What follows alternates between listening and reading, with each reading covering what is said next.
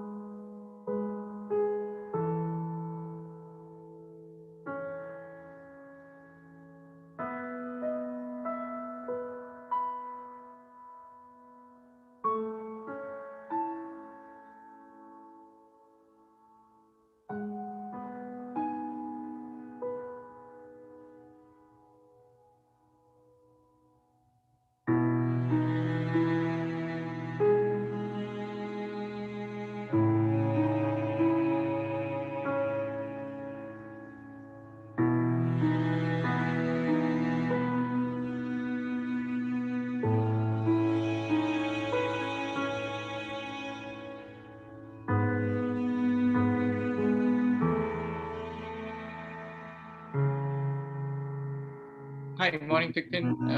Catherine.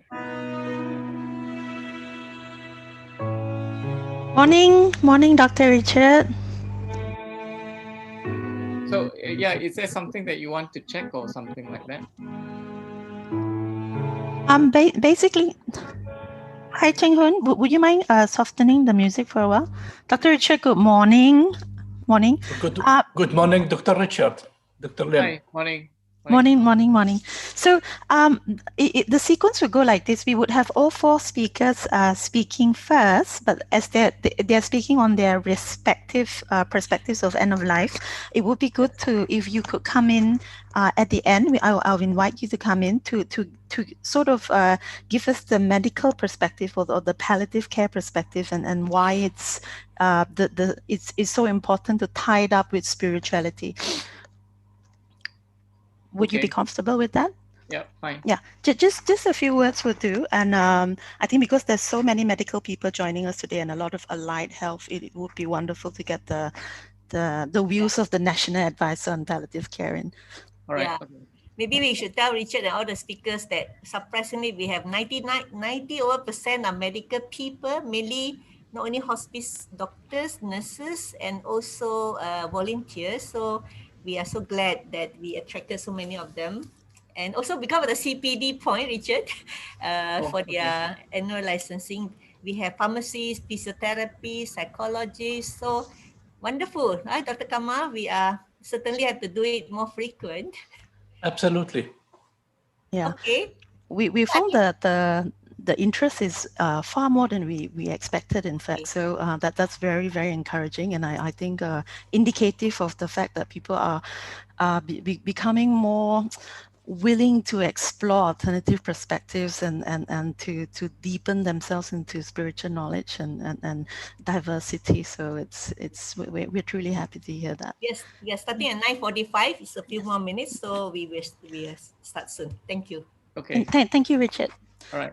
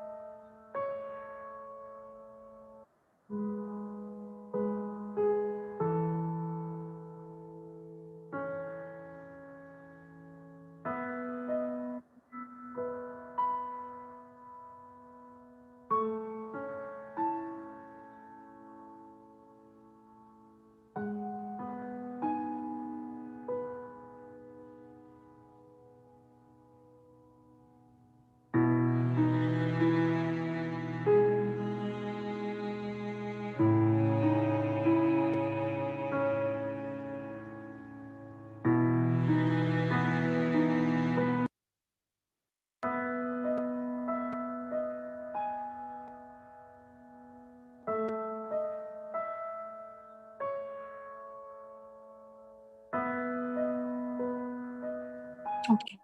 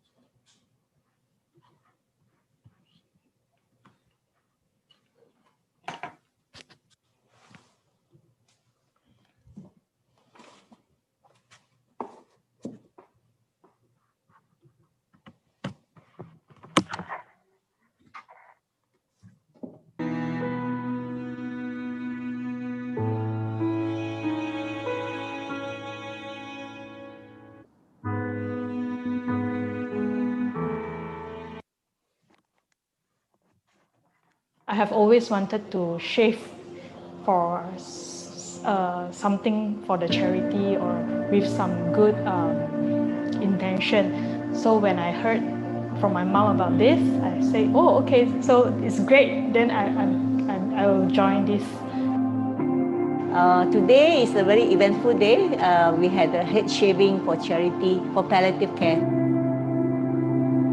The challenge is when you care for people who are dying, they want you to be like close to them. They want to see your face.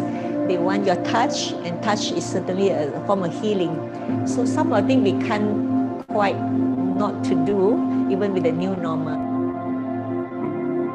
I did go through with both my parents and especially my dad, who has gone through quite some long period of illness.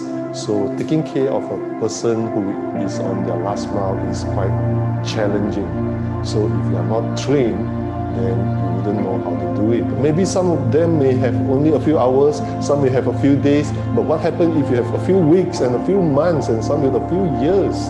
So that quality of that period really determine the dignity or also called the value of a life.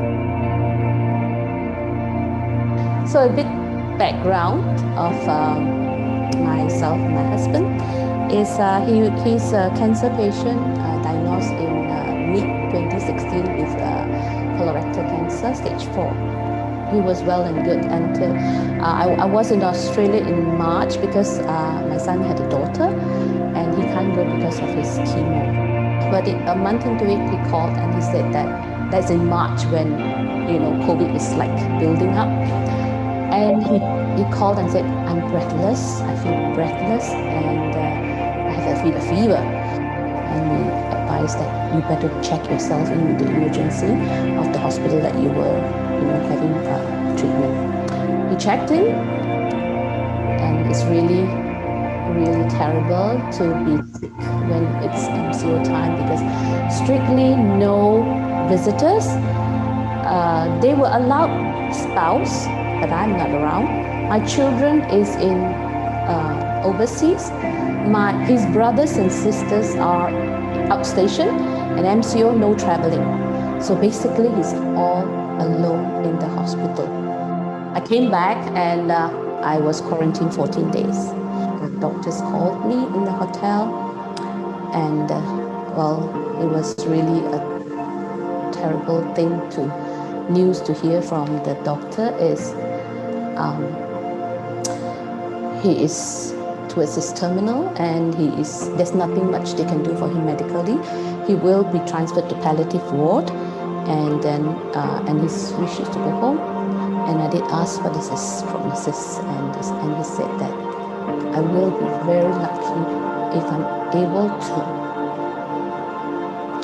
I'm able to see him alive when I come out from quarantine.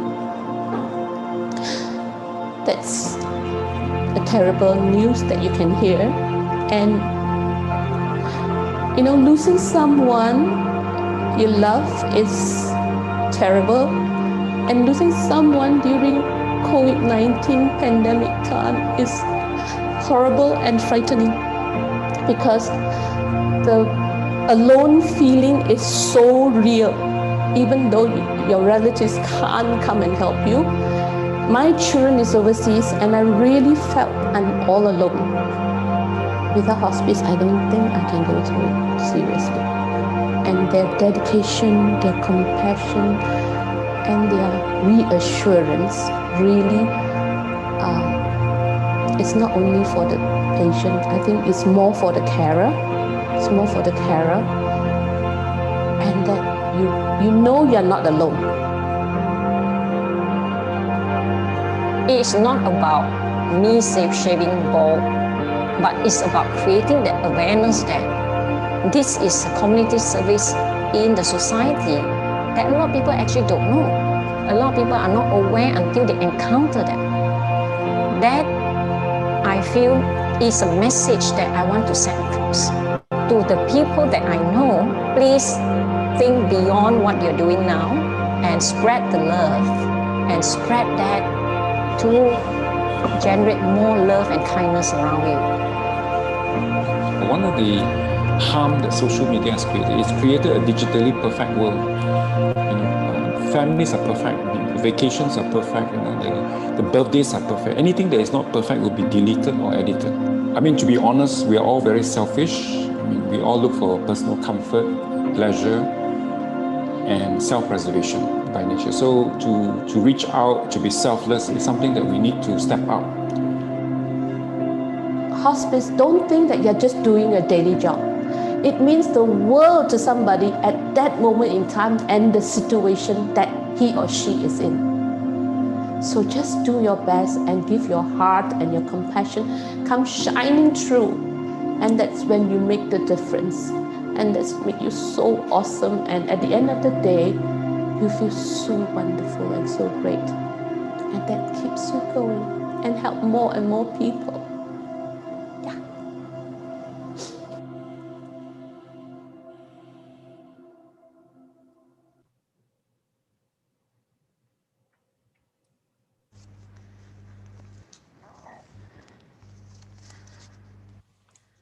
Very good morning to our participants, those who have turned up on time.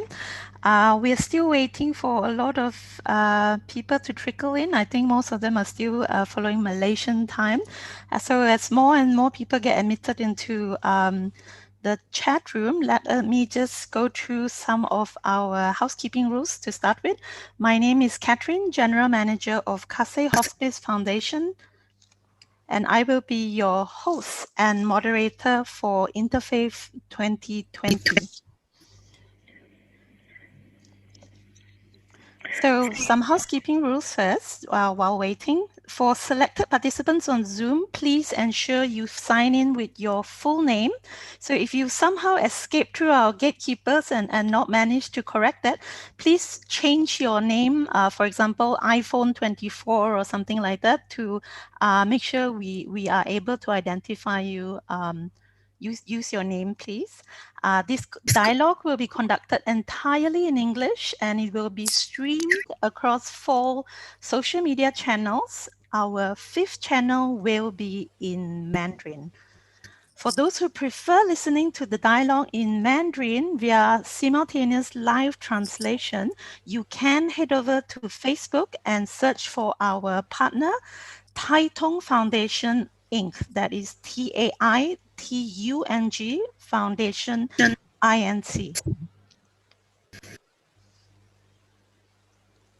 Taitung Foundation will be streaming for our audience in Taiwan and China, translated by Ms. Maida Cheng. Thank you, Maida, and hello to our visitors from across the seas. 大家好. Coming back to our Zoom participants, please keep your mic on mute at all times. And although you are free to keep your video closed as well, we ask that you switch them on at the end of our interfaith dialogue so that we can take a group shot of everyone present.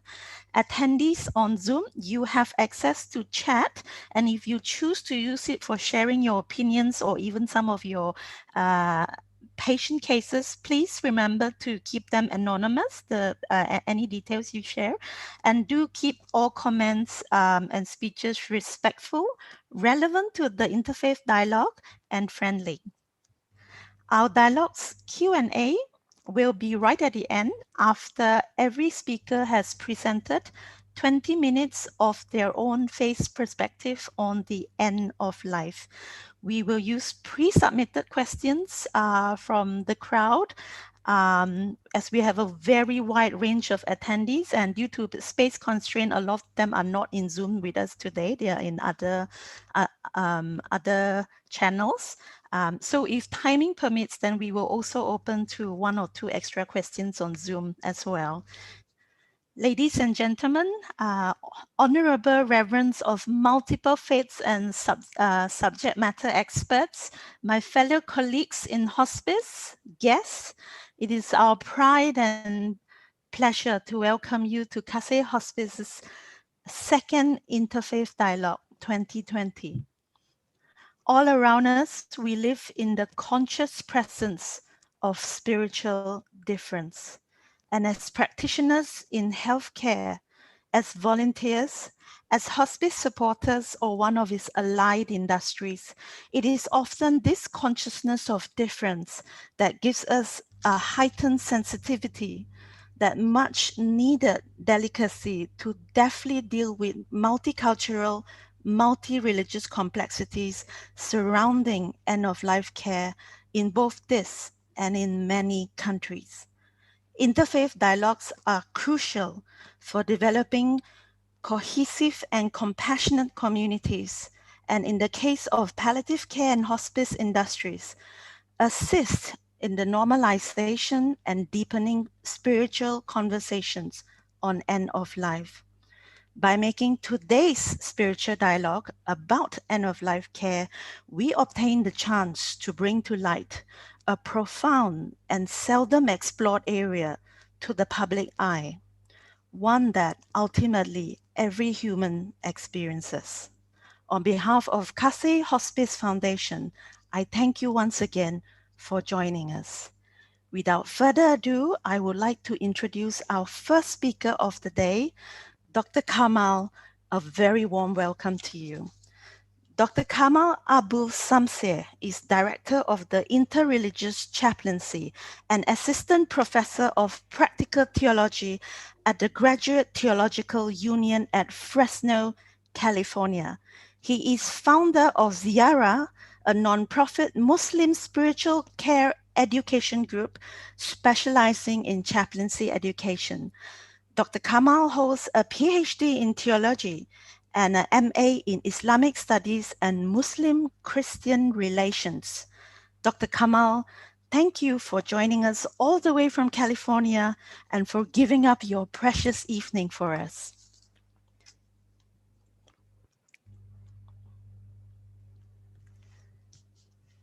Dr. Kamal, the screen is yours. Thank you so much. Just a correction, I work at the Graduate Theological Union in Berkeley, California.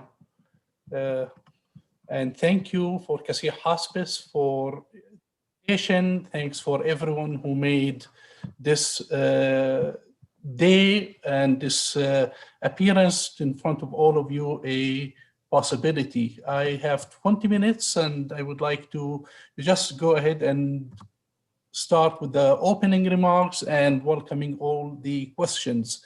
Today, we're going to go over three main areas. The first one is a perspective from an Islam on death in general and good death or husn al-khatimah, the theological understanding of living and dying, and some personal reflections as well. Today, we look at many people are talking about death. The talk about death is magnified because of COVID-19. We have been surrounded by it. It's a universal phenomena that we are dealing with. And we look from an Islamic perspective of death as something that is created by God for us to face a reality of death. Theologically, it is the homecoming to the eternal life. It is predetermined, and as the Prophet Muhammad, peace be upon him, said, there is a cure for every illness except death. There is no cure for it. So death can be a medical event. It can be a physically felt. It can be personal. However, it is familial, social, and most importantly, a theological experience that would like to expand on it. There are the principle of cause and effect. So basically, God is responsible for creating death, and for us humans are responsible for how we deal with our living, the time that we have been given between the moment of being born and the moment that we have died. So it is that moment in between is living. The Prophet Muhammad, peace be upon him, made some practices, and he shared with those practices, including at his deathbed. And for me as a Muslim, I look at those practices as guidelines for me to approach how am I going to do how am I going to live my life and how I'm going to end the last minute of my life. So it is a choice of the state of death that we can choose as individuals, and the choice is between whether our living and dying is in a state of obedience or disobedience to God. Imam Hamza Yusuf in California reflected on religion and death, and he mentioned that it is the greatest claim of religion that it makes sense out of the reality of death. So religion is important and shapes the understanding of everyone, despite and in spite of their own traditions. The word of good death appeared in many cultures. From an Islamic perspective, we look at the word as an ending of this life in a good way, husn al-khatima, and welcoming of a new transition. Yet there are some misunderstandings or some ways that people who are Muslim look at how to achieve a good ending. Some of those cultural beliefs say it's the best way to die while you are in an act of worship, like prostrating or kneeling. Some people wish that we would die in the state of pilgrimage or going to Hajj or Umrah. There is a famous narrative of the Prophet, peace be upon him, who said, whoever his last words were the affirmation of faith or the statement of Shahada will receive salvation, and that is a good death. Some people believe that dying on a day of Friday will achieve a good death. Reflecting on the own experience of the Prophet, he did not die while prostrating or kneeling or on Hajj or Umrah. He did not die on a Friday, he died on a Monday.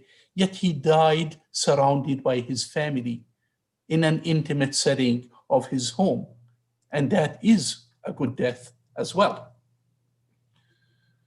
The most important part theologically, when we are approaching the dying stage, there are some and laws need to be in place. One of them is the knowledge that a person has entered the dying stage.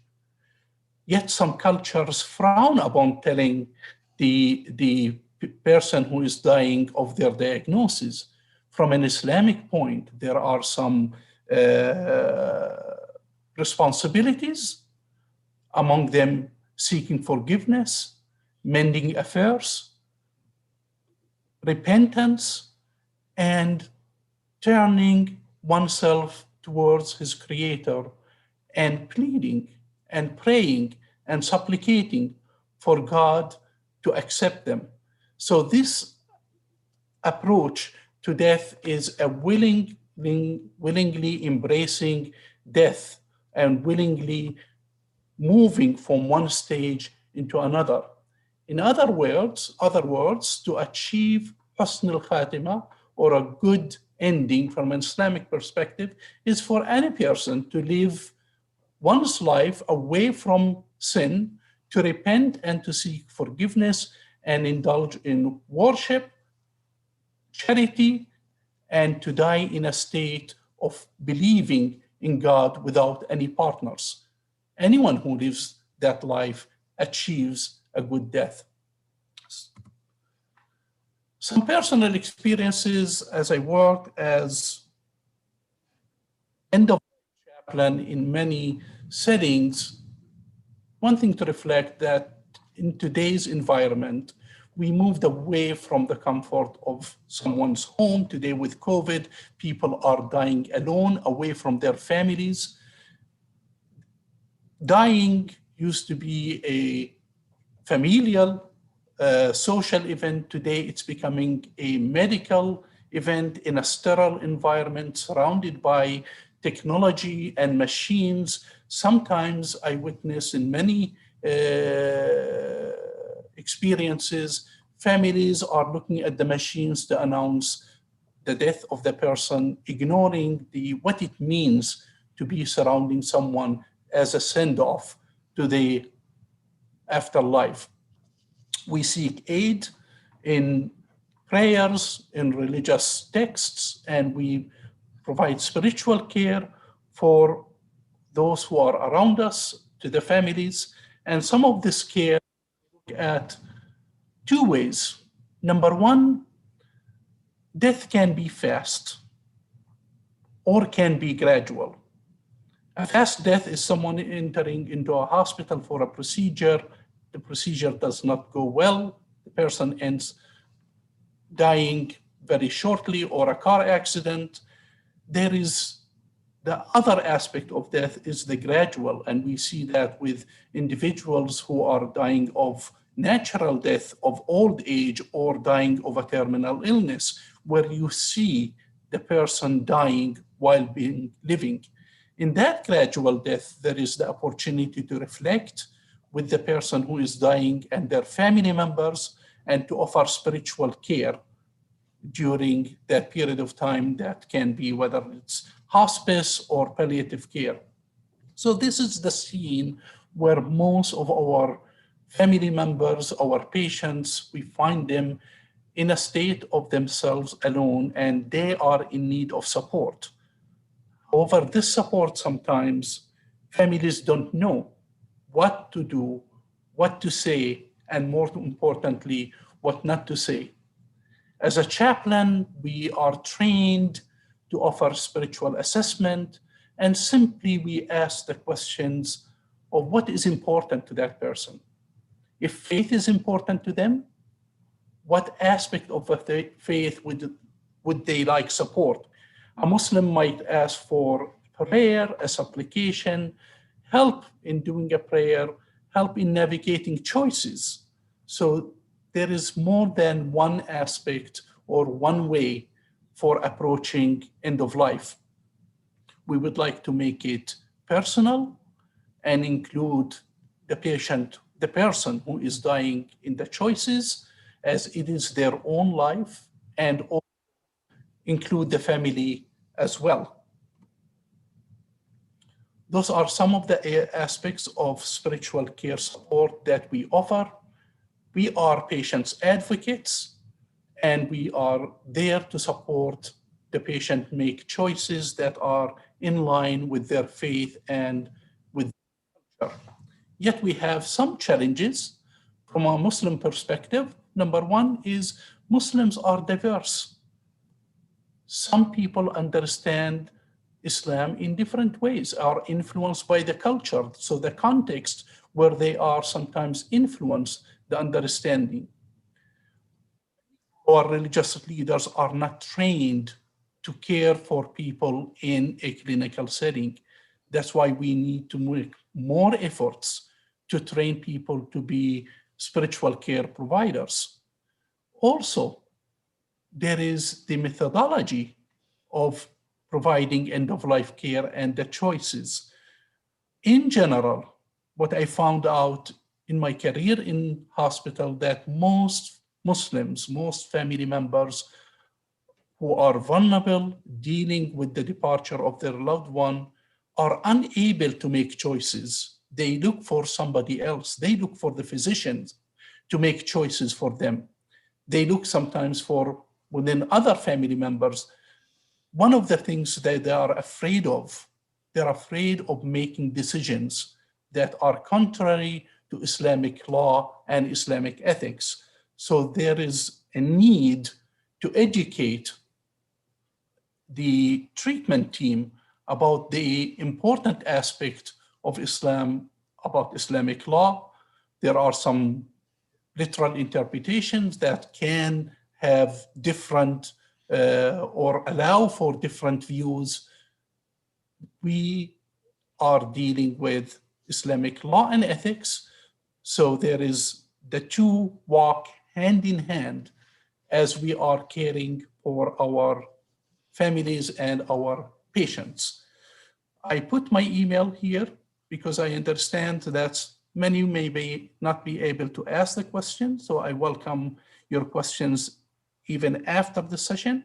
And those are my brief remarks, and thank you for Kasih Hospice for providing me this opportunity to share with you aspect of caring for the dying from an Islamic perspective. Thank you, Dr. Kamal. Dr. Kamal from Berkeley, California. I apologize for my mistake earlier. And Dr. Kamal has given us an amazing introduction as the first speaker of the day, telling us a little bit as well about chaplaincy and some of what it entails, as well as the challenges that Muslim patients might serve at the end of life. Our next speaker is of the Catholic faith, and he is Reverend Father Dr. Clarence Devadass from the Archdiocese of Kuala Lumpur. Reverend Father holds a doctorate in theology from the Pontifical Lateran University in Rome. He is also director of the Catholic Research Center, as well as research associate at the University of Nottingham in Malaysia. He is a member of the Malaysian Consultative Council of Buddhism, Christianity, Hinduism, Sikhism, and Taoism. Thank you, Reverend Father, for gracing us with your presence. Thank you very much, moderator. Allow me just to share my slides first.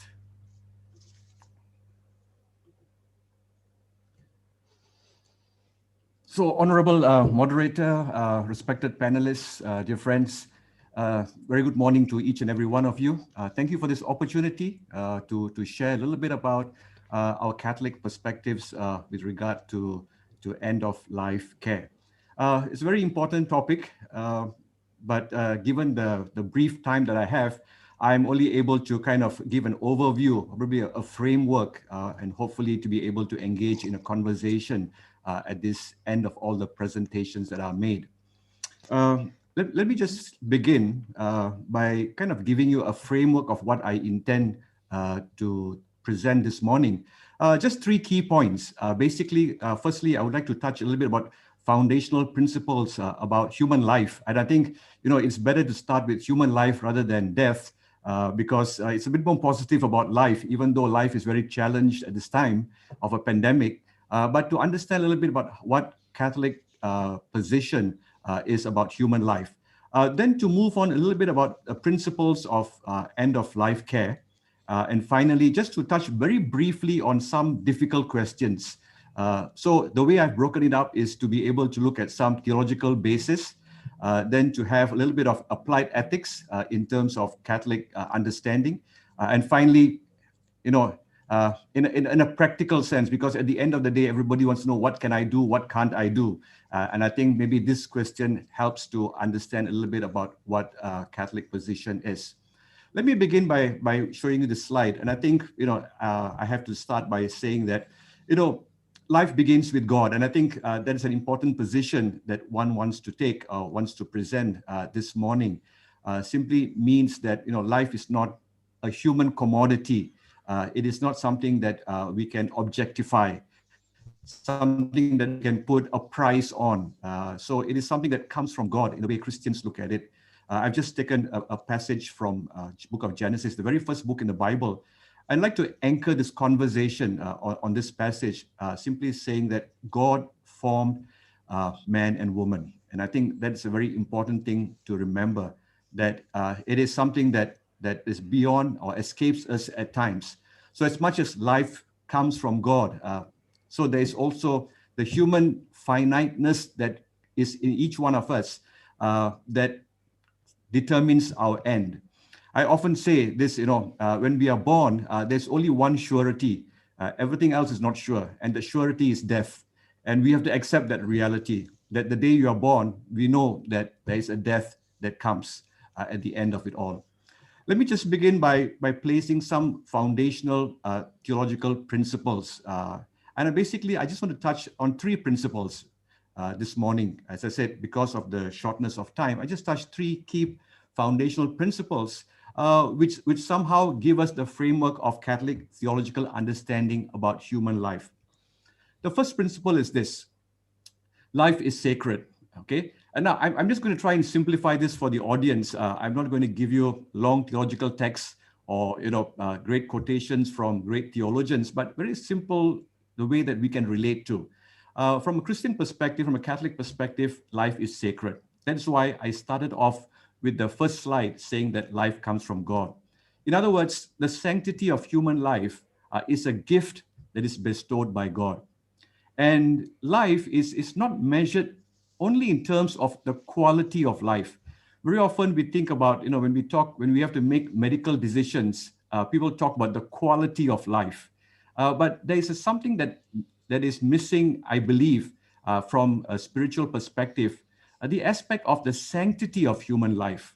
So as much as we want to talk about the quality of human life, in the same breath that we look at it as we also need to talk about the sanctity of human life, that life is sacred.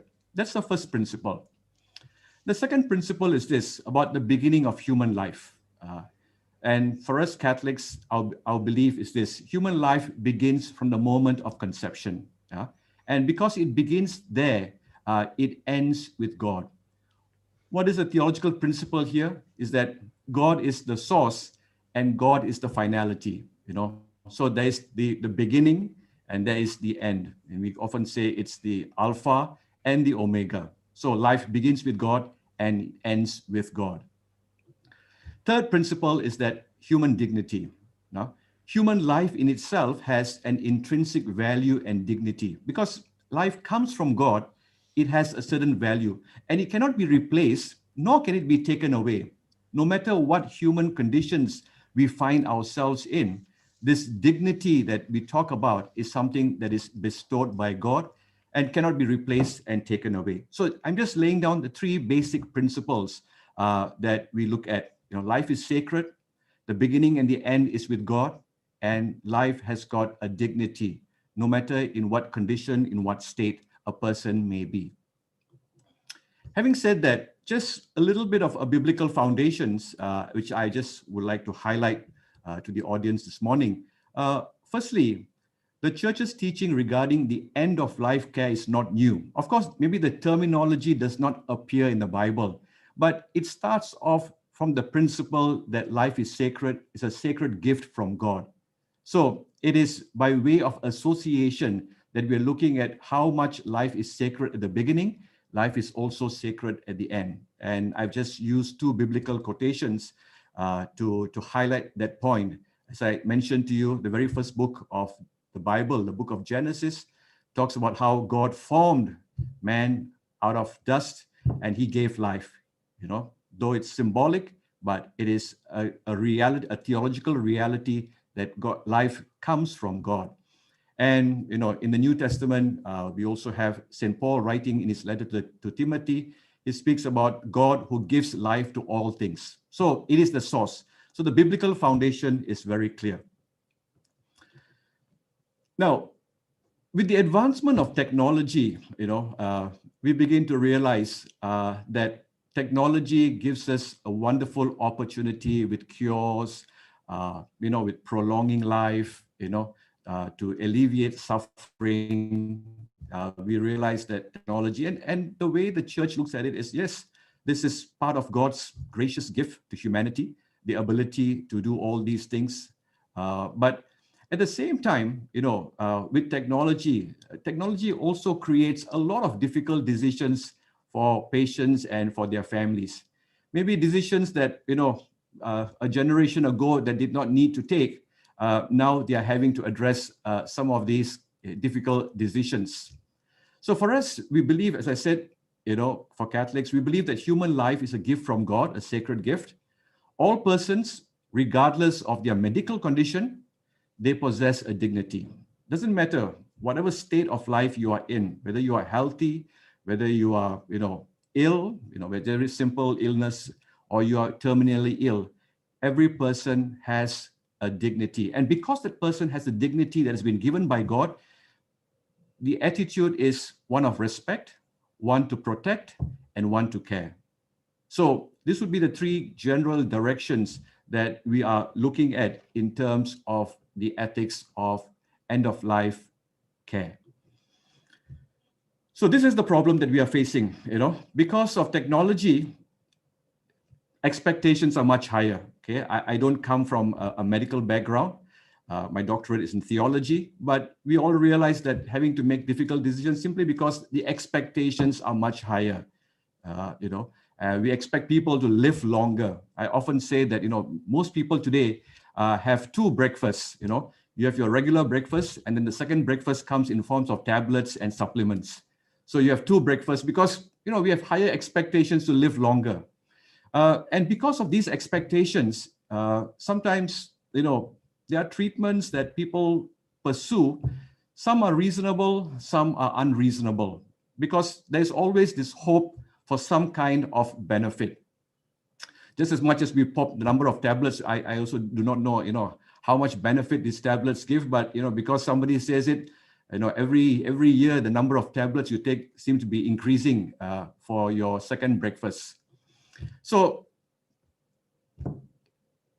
the question is, we are faced with these difficult decisions like, when refusing treatments that are aggressive, does this make humanity hopeless?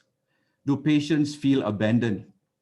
Do family members feel the guilt of abandoning the sick? So these are some of the questions that, constantly we come across, especially when people have to make difficult decisions with regard to end-of-life care.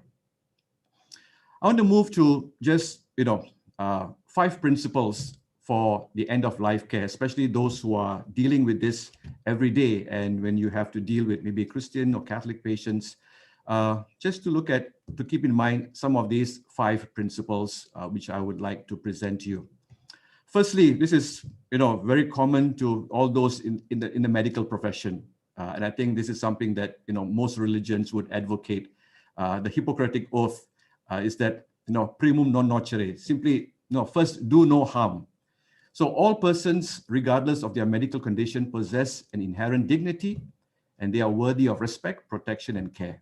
I think this is the underlying principle, if you ask from a Christian perspective or a Catholic perspective, when dealing with persons in the end of life, that they deserve or they deserve respect, protection, and care.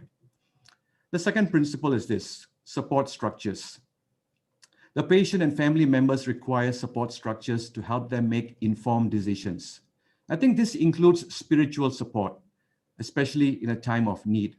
Often, the decisions are being made only based on the medical information that one is able to give, a doctor, the primary health caregiver is able to provide. But this is something that I believe that, from a Christian perspective is very important. Spiritual support, and I'm sure all the other speakers will allude to this too, that at a time of need, not just for the one who is at the end of life, but also for the family members, the caregivers, spiritual support is very important. The third principle with regard to end of life is that there can be no intentional death when dealing with someone who is at the end of life. Action or omission, which of itself by intention causes death, in order that all pain in this way may be eliminated, from a Christian perspective, is not permitted. So whatever actions one is taking, the intention cannot be to hasten death. Fourth principle is basic care. And I think this is something known to everybody. Nutrition and hydration are considered basic care that must be afforded the sick and not withdrawn. But there's also a disclaimer here in Catholic theology that, yes, basic care is nutrition and hydration, but sometimes nutrition and hydration can no longer benefit the patient because, you're not able to absorb these things. And sometimes these things may or should be suspended in terms of Catholic theology. And the last one is basically what we are talking about is palliative care.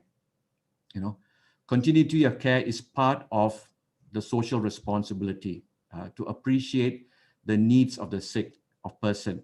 Care needs, pain relief, affective and spiritual needs. And I think one of the things that I've seen during this pandemic is the lack of affective and spiritual needs, because I, as a priest, I realize that people who are admitted in hospital, especially the old, are not able to be visited both by family and not by spiritual caregivers either. So there's this great sense of abandonment, especially with people who are in hospital at this time. We understand the situation, but perhaps maybe there's something else that we could look at, and maybe that's a topic for another day, another discussion. I have 5 minutes just to address, 6 key questions, and I'm just going to skim through them. We can have a discussion afterwards. And these are some of the questions that I have faced or been asked by families, by patients who are having to deal with end-of-life care issues. First question is, do dying patients have the right to adequate pain relief? Of course, and I think, those of you who are in this profession, that yes, pain management is something that, has advanced so much that, a person would require, a person could be afforded pain care, better pain management. And sometimes, this may indirectly shorten the person's life. So it's an indirect consequence of a primary care. So, this is something that we could talk about. The second question is, how does one distinguish between ordinary and extraordinary means in medical care? In Catholic theology, there's always this question about ordinary and extraordinary. And ordinary and extraordinary medical care has changed from generation to generation.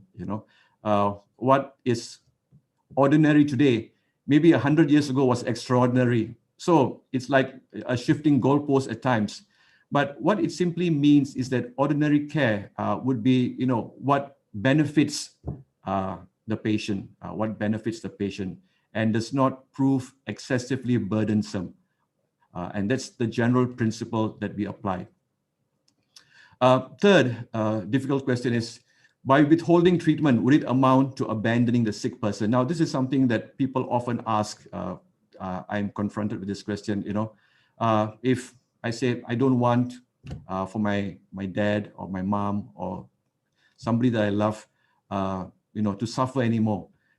So can we withhold treatment, But I think this is something that has to be discussed collectively with family, spiritual caregiver, health caregiver also. So whatever is being withheld should not hasten death, but also to be able to facilitate the person. Because if death is inevitable, what happens is that we help them to transition from this life to the next. And I think that's something that we remember. The fourth question, by withholding treatment, isn't it the same as euthanasia? Sometimes people are asked this question. So from a Catholic perspective, I think it must be distinguished, euthanasia must be distinguished from, having to forego aggressive medical treatment, especially, when someone who is already in the last stages. And so this is where, ethical principles are required with regard to dealing with persons at the end of life. So whatever is being done must have a proportionate value to bring to the person's life, and not a disproportionate with an unexpected or expected results that are not possible, right?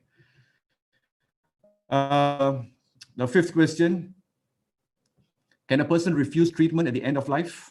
Yes, one may, yeah. If it is aggressive, it is disproportionate, one may refuse treatment at the end of life. And it's not suicide. It's not that one person has given up on life. Sometimes there are thin lines, gray areas in this subject matter. But if death is in an inevitable end in the short term, something that one may refuse. And the final question is this: DNRs, do not resuscitate.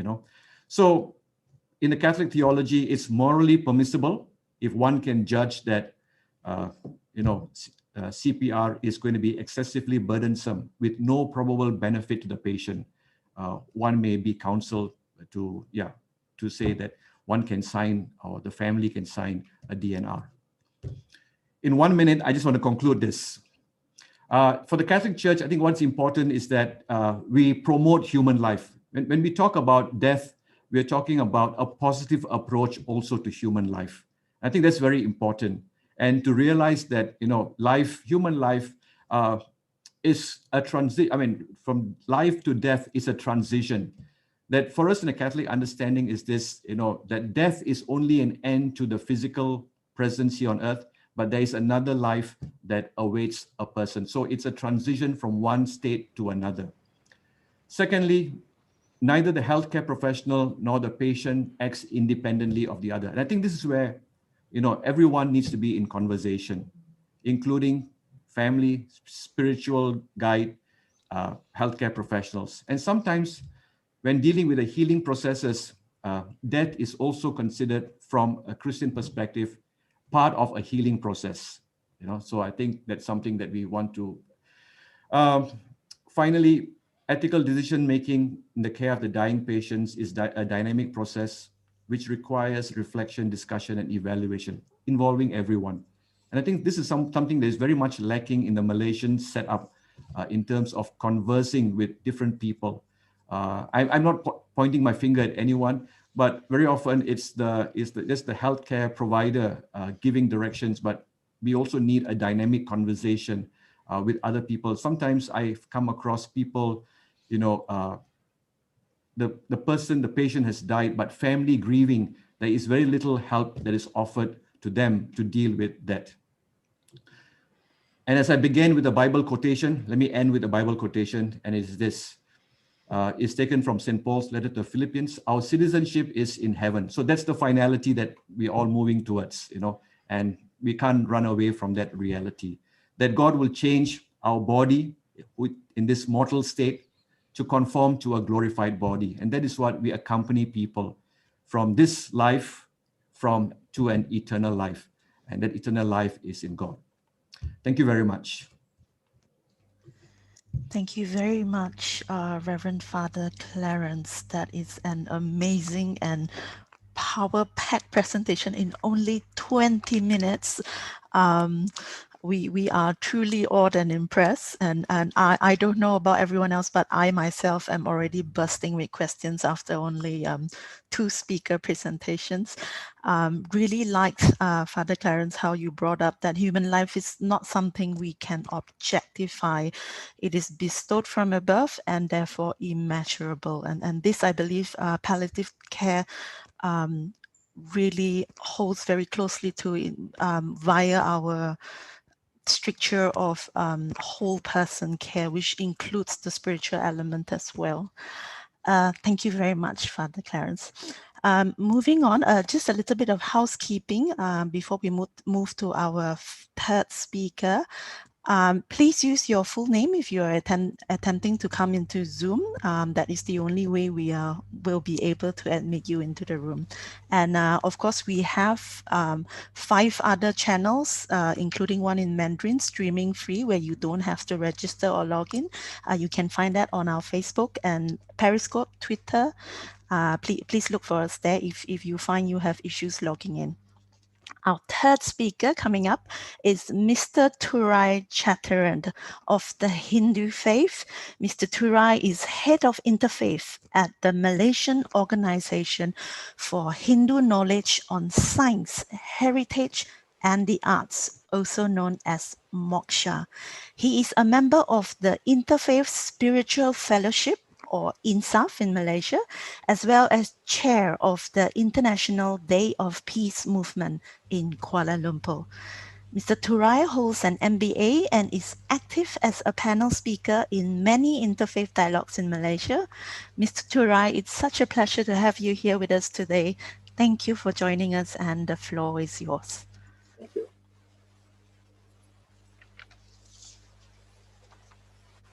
Okay. Talking about life first. Life is so beautiful. Even though we are talking about death, let me start with life. It is so beautiful. And look at the mountains, look at the morning sun, gentle breeze, the fragrance of flowers, the streams, colorful butterflies. They are so beautiful. Happy moment with loved ones, playing, singing, dancing, enjoying good food, and not forgetting a cup of good coffee. And all these beautiful things will end. and rest in peace. So let's see today how Hinduism views death. I am not in the control of the slide, so please bear with me. Every time I say next slide, so somebody will give the slide for me. Next slide, please. Okay, as you see, Hinduism's view on death. So Hinduism sees death in different stages, differently. First, what you see, there is a reincarnation. So the reincarnation might be different from Abrahamic religions. But this is a very important principle in Hinduism. So this reincarnation, that means transition into another life. This is the cycle of birth and death. It goes on and on and on to a certain stage. The second is life in heaven with God. Very often we hear people say, during in a place where we see death, somebody has died, they will say, God loved this person so much. That's why he takes him or her with him. So this is Mr. Thurai, something so like sorry. that. Yeah. Yep. Mr. Thurai, would you mind speaking a little bit louder? Because some of our guests cannot hear you. Let me adjust my Thank you mic, very please. much, and so sorry for the Yeah, interruption. no problem, no problem.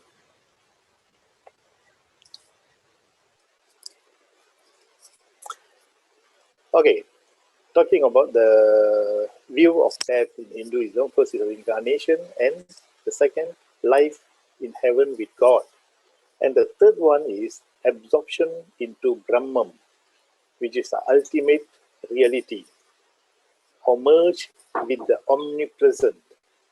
It is also called moksha and salvation.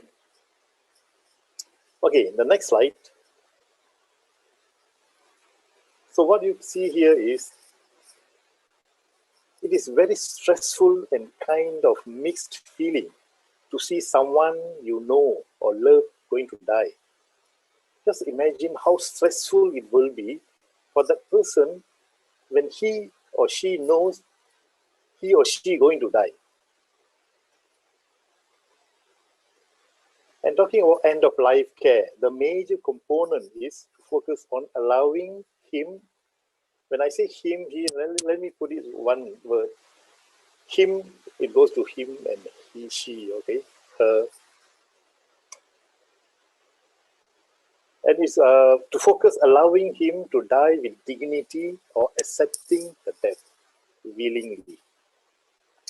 Okay, we can see some of the reactions, the stages of reaction when a person is going to die. The first thing is, the first question they will ask is what?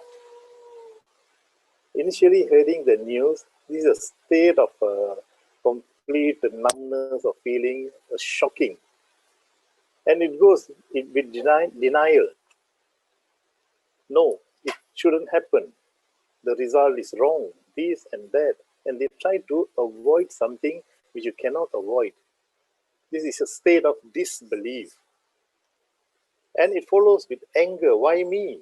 It's not fair. Who to blame?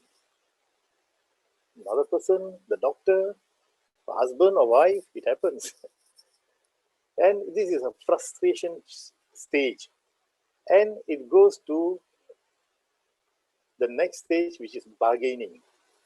So this is something, a kind of a table talk with God, you know, which is not possible, but they still want, just let me live another few years to see my children graduate, see my children get married. And it followed by depression. I'm going to die. What's the point? And this may be a period of isolation and loneliness. They really feel lonely even though they have a lot of people around them. They prefer to spend more time with God. And the next stage, testify, seeking a realistic solution. They will try to put things in order. And finally, acceptance. That's the best choice, no other choice. So I can't fight it. It may as well, I may as well prepare for it. So They just find way forward. And I would like to thank Kubler-Ross model. This is a modified of 7 stages of grief. And if you see the next stage, the next slide, Hinduism's view on end-of-life care. Okay, today we will go into this topic with some of the core values of Hinduism. The first one is ahimsa, which is non-violence, followed by dharma, karma, reincarnation or rebirth, and moksha, salvation. Next slide. Okay, and end-of-life care. So these are Hindus' ways or approach that improves the quality of life of dying person and the families as well in physical, mental, and emotional and spiritual aspects. In another way, we'll see how they need support physically, mentally, emotionally, and spiritually. So the next slide, we'll see physical aspect. There's no mercy killing. That's the first one I will say. This should be explained to the patient. In the aspect of ahimsa, it is not allowed to speed up or terminate a life before the time. This relates to karma also, later we'll see that. And there's no mercy killing. Neither the doctor nor the patient and the family should agree for euthanasia.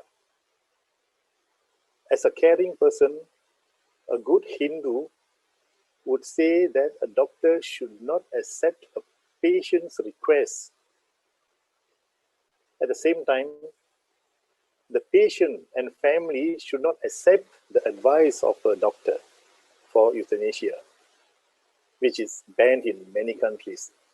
And I'm sure all the religion doesn't agree with this, with the euthanasia. Euthanasia, the willful destruction of physical body is a very serious karma.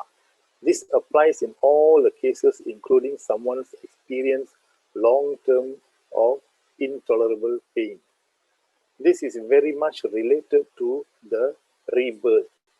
When we willfully kill the person or terminate the life, it goes against the karma, not only to that person, but to the people around, as well as the doctor and the medical team. So it is a very serious thing to think about. It also breaches the teaching of ahimsa to postpone the death. Okay, that is a life-sustaining treatment or life support machine. Okay, next slide. How we can mentally support the patient. It is important for a Hindu to understand the meaning of death.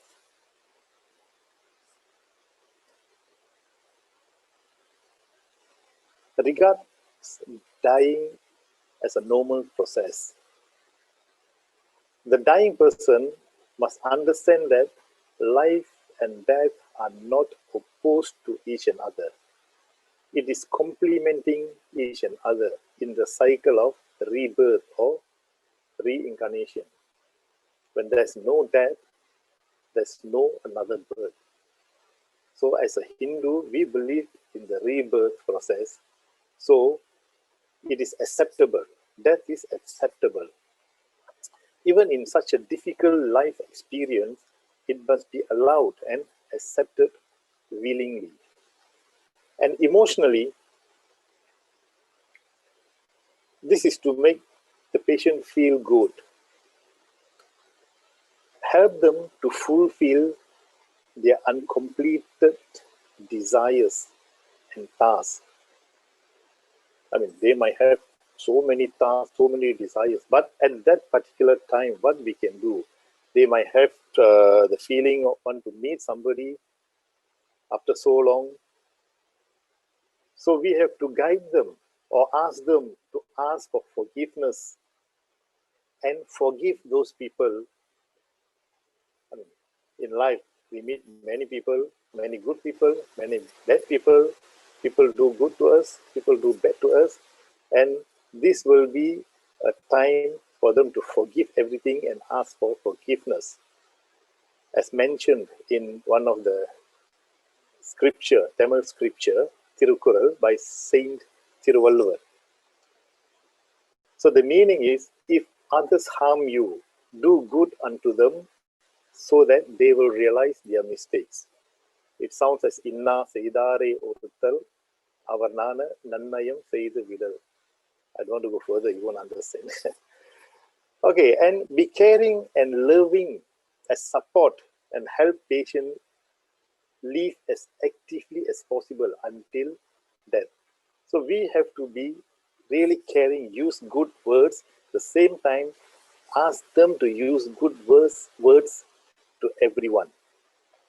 Because the way to be with God is to speak sweet and kind words without hurting others.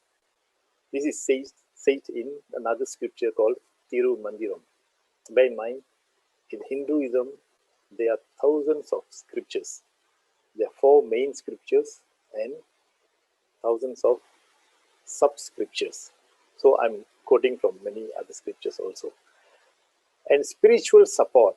How are we going to support them?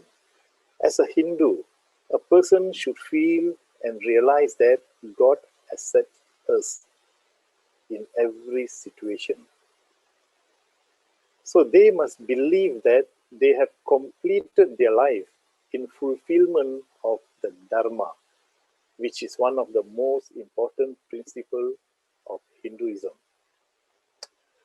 Dharma can be described as right conduct, righteousness, moral, law, that's law of nature as it is, and duty. We are not slave to anyone but Shiva, that's a God. So we are not slave to anyone but Shiva, so we don't fear death. And this is said by another saint, Tirunavukarasar, in Tirumurai 6 Devaram, the scripture. So we are not slave to anyone but Shiva, so we don't fear death. We are protected by the Supreme Being. We don't know anything that can trouble us. So if one who are going to die understand what this means, so they will go willingly and peacefully.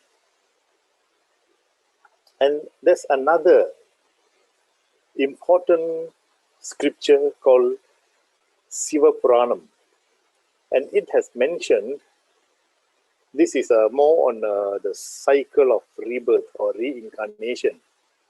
It sounds as Pullagi, Pudai, and then it goes on until Meye un Punnadigal Kandu Indru Veedu Utre. I'm sure many people won't understand. The meaning is, and it took all type of birds. That is the reincarnation. Okay? It took all type of birds and became tired. Truly I have attained moksha or salvation, seeing your golden feet. So this is understood by the dying person, so he will be again willingly accept the death. And the next slide, most probably this is my last slide. So in talking about life, as I started just now, life is so beautiful and death is so peaceful if you know. But the transition is painful. This is where you saw just now the shocking, the denial, the anger. So it is our duty as a caring person. So it is our duty to relieve the pain with love and care and let the Almighty guide them in their continuous spiritual journey. Even though, when talk about in Hinduism, how you die, whether it is good or bad, depends on your life. That is dharma, your good act, what you have done, and karma, which you have carried all this while. Even though dying a good death or bad death is not determined by your last days. Most Hindus, as a caring person, will choose to chant spiritual mantras to send the patient peacefully. Thank you. Salam, peace, Om Shanti. Thank you very much, Mr. Thurai, Chantheran of the Hindu faith perspective that you've just heard. And I must say, I have never heard the Kubler-Ross model in psychology brought forth and merged with the concept of spirituality. And it completely makes sense when you put it that way, because at the end of life and when we suffer grief and loss, then that when we go through all these stages, including bargaining, etc., a lot of that will necessarily be with our spiritual faith as well, with our God. So thank you for that. That is something truly new for me. And as well, very interesting to note your do no harm perspective, or ahimsa, together with what Reverend Clarence brought up on prima non nocere. So the things we have in common are far more than the things that divide us in spirituality. Last but not least, I would like to introduce our Buddhist speaker for the day, the Honorable Geshe Tenzin Zopa, who joins us today from Australia. Geshe Tenzin is a Tibetan Buddhist monk and touring teacher under the Foundation for the Preservation of Mahayana Tradition. He was ordained at age 9 into the Kopan Monastery in Kathmandu, Nepal. And in 2007, he graduated from the Sera J Monastery and conferred the title Geshe, which is the equivalent of a Doctor of Divinity in Tibetan Buddhism. Geshe Tenzin has been awarded the Global Peace Prize in Leadership and Excellence by the World CSR body. Honorable Geshe La, we eagerly await your wisdom.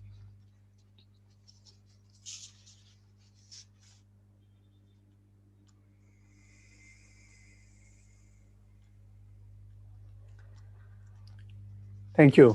Thank you, Catherine, for the introduction. And hello, and Meditashi Dele, and greetings to all the distinguished speakers and all the wonderful participants to this very meaningful Kasih Interfaith Dialogue 2020 on this virtual platform. I also would like to take this precious opportunity to express my deepest appreciation to the hard-working, compassionate team of Kasih Foundation, and much rejoice in their amazing work that deliver the benefit in most crucial in life.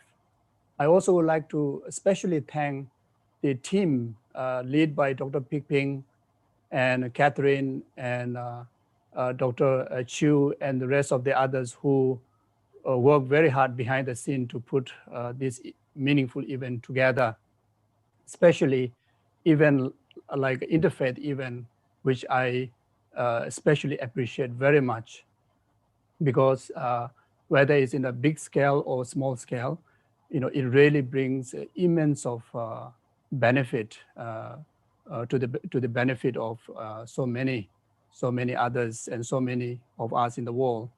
Especially, it contributes very much for the peace and happiness of this humanity. So greatly appreciated for that. And also much rejoice and grateful to all the wonderful, meaningful, vast and profound presentations of the earlier, the great speakers. With due respect to all the other religious perspectives on the topic of death and dying, here I would like to present my brief perspective based on the Buddhist values on these 5 inquiries that put onto me for this session. The 5 inquiries are: the first, theological perspective on the carer or duty of caretaker towards the dying, be it as a family member, pet carer, or medical person. Second, how important is the spiritual support at the end of life? Third, what is your religious definition or views of what comprises a good death? Fourth, how should death be approached from your religious perspective? Last, what is your personal opinion on end of life? Firstly, the good death is very much a result of how meaningful one have lived in a life. And also, I would like to share some general Buddhist belief that serve as a basis of understanding of the death process and how to care for a person facing it. Buddhism believes that the mind or the consciousness is the continuum that is beginningless and endless. It is also believed that the consciousness is fundamentally pure and unstained, but through non-virtuous thoughts and action, a veil it is cast over its pure mind, giving rise to faults and sufferings. However, these faults and sufferings are superficial and temporary, like the formations of cloud in the clear sky, and can be removed through purification practices and virtuous transformation.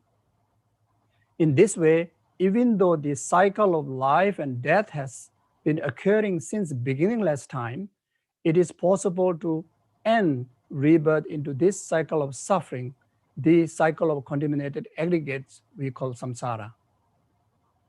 Ending rebirth in the cycle of suffering requires one to understand that how faults can be purified and virtues can be developed, leading to the full awakening of our ultimate potential of enlightenment or the Buddhahood, which is the state of freedom from all the cycle of death and rebirth in suffering. Believe that the karmic law, cause and effect underlies all our experiences. So this is a very base belief of Buddhism, that whatever good or bad we go through in life are a result of our past actions. That being so, whether we wish to experience the temporary happiness of present life after the lasting happiness of liberation from all sufferings, we need to train our body, speech, and mind in virtues. The same principle applies to the person at the time of death. Virtues in thoughts and action at the time of death is most crucial. As we all know, the death is certain, but the time of death is uncertain. Buddhists believe that at the time of death, only the virtues accumulated in our mental continuum will comfort us and enable us to secure a good, peaceful death, as well as good and virtuous and meaningful rebirth. So for the first query, the theological perspective of the carer, I believe that from the carer side, it is helpful to create a positive environment where the dying person feels loved, cared for, protected, and have all the support needed.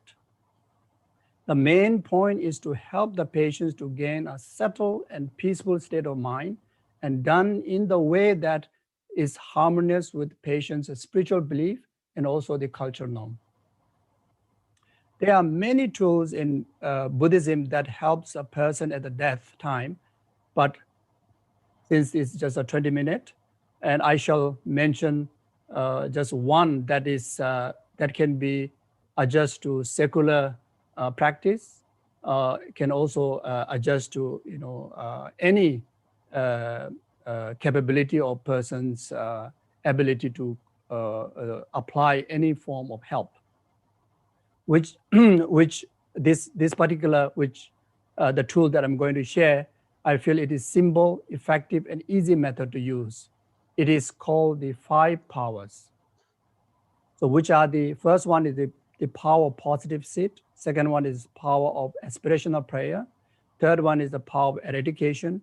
And the fourth one is power of prevailing intention. And the fifth one is the power of acquaintance. The power of positive sit. The carer can gently remind the patients to accumulate as much virtues as possible, such as through generating thoughts of wishing all beings to be well and free from suffering. The carer, if a family member, can also help to accumulate virtues on behalf of patient through doing positive deeds and dedicating that to the patient.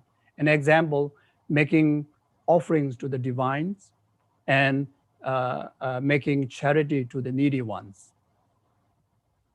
Power of aspirational prayer. The carer can remind the patients to make aspirational prayers, or carer can recite prayers and dedicate it to the patient. An example, organizing, in Buddhist, in particularly Mahayanic, Tibetan Buddhism, the medicine Buddha prayers and pujas and practices, can be very helpful. The power of eradication, the carer skillfully and gently help the patient to let go of any grasping to this life. Is very much helping, help to create an environment that prevents the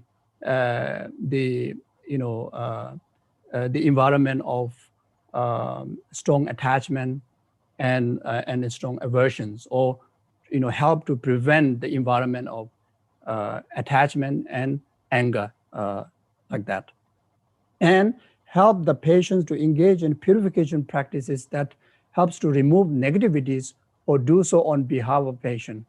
So such as, in the name of the patient, organizing fasting retreats. In Tibetan, we call Nyungne retreats. This particular practice regarded that even oneself unable to perform, if you do on behalf, can receive the same merit. And this particular practice regarded as a very powerful, purifications of negativities. Power of propelling intention, help the patients to have a positive and virtuous thoughts, like helping the patients to remember good deeds done before or generate a kind thoughts towards others.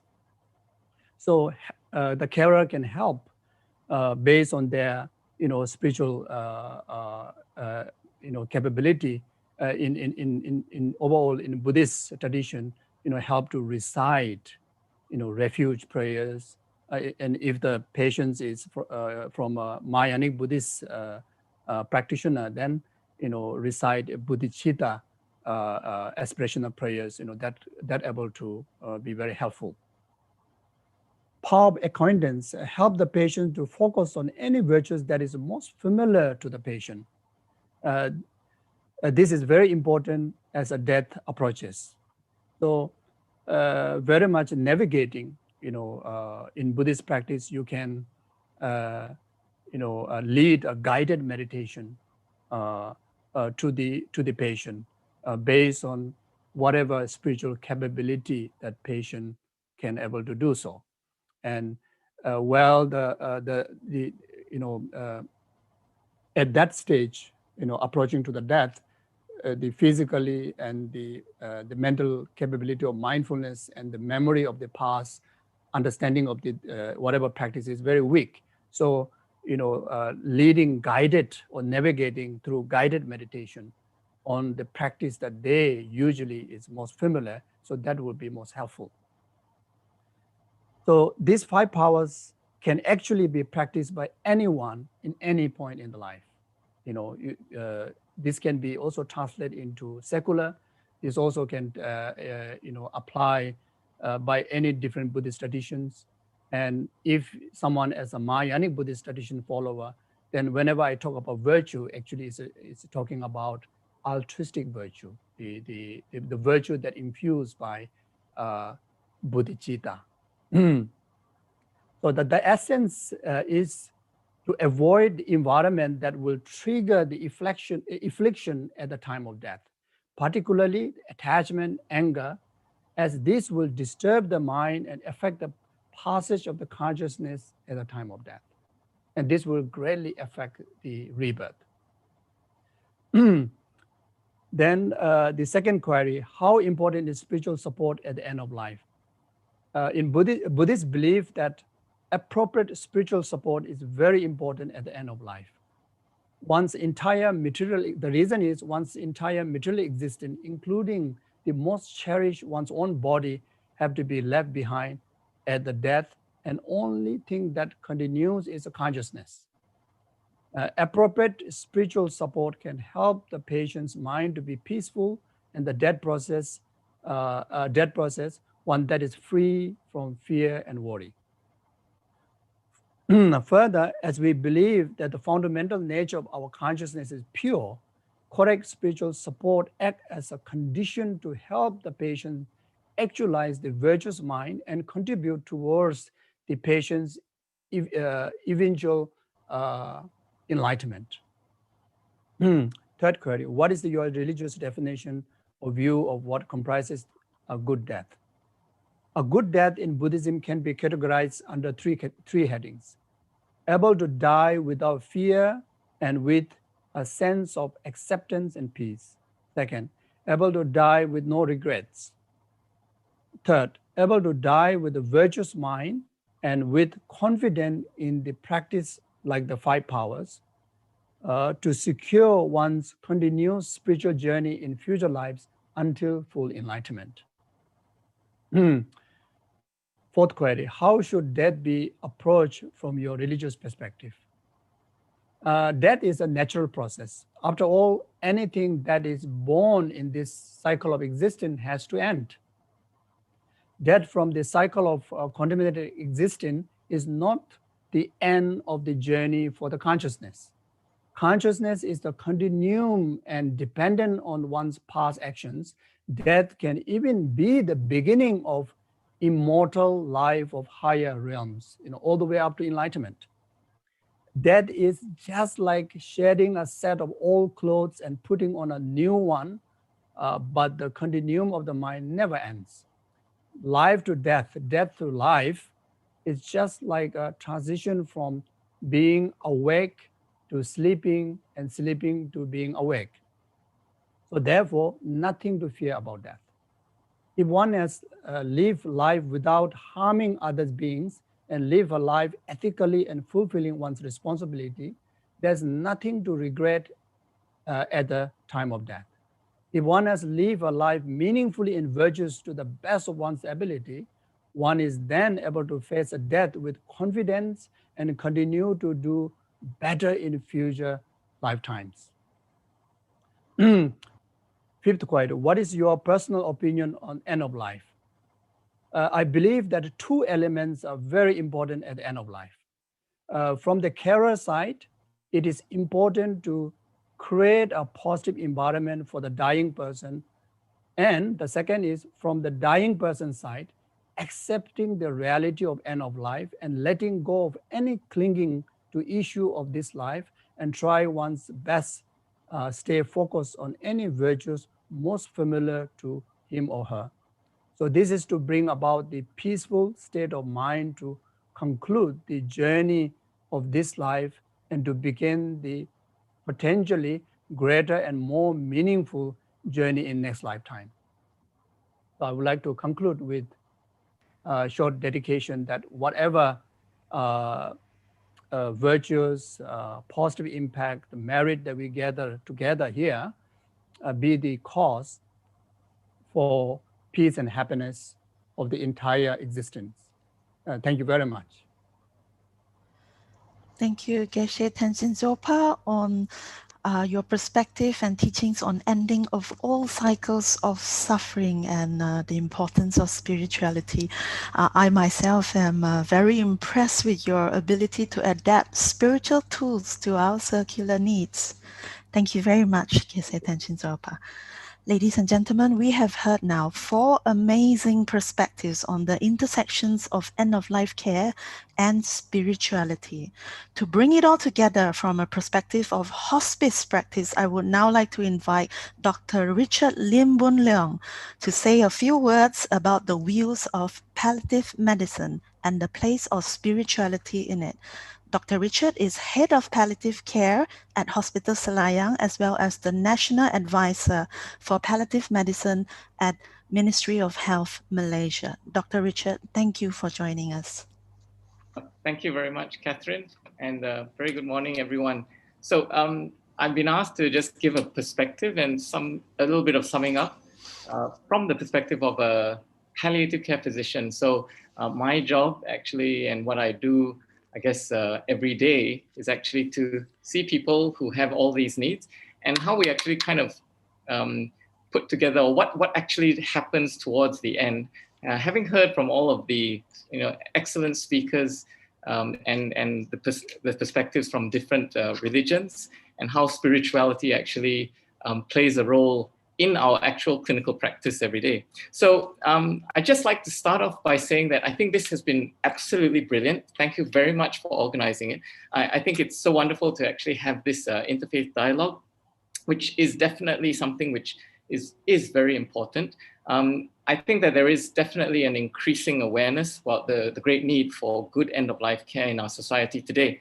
And especially in our multi-cultural and multi-religious society in Malaysia, I think it is very important that all of us are aware and sensitive to the different perspectives of end-of-life care in various religions.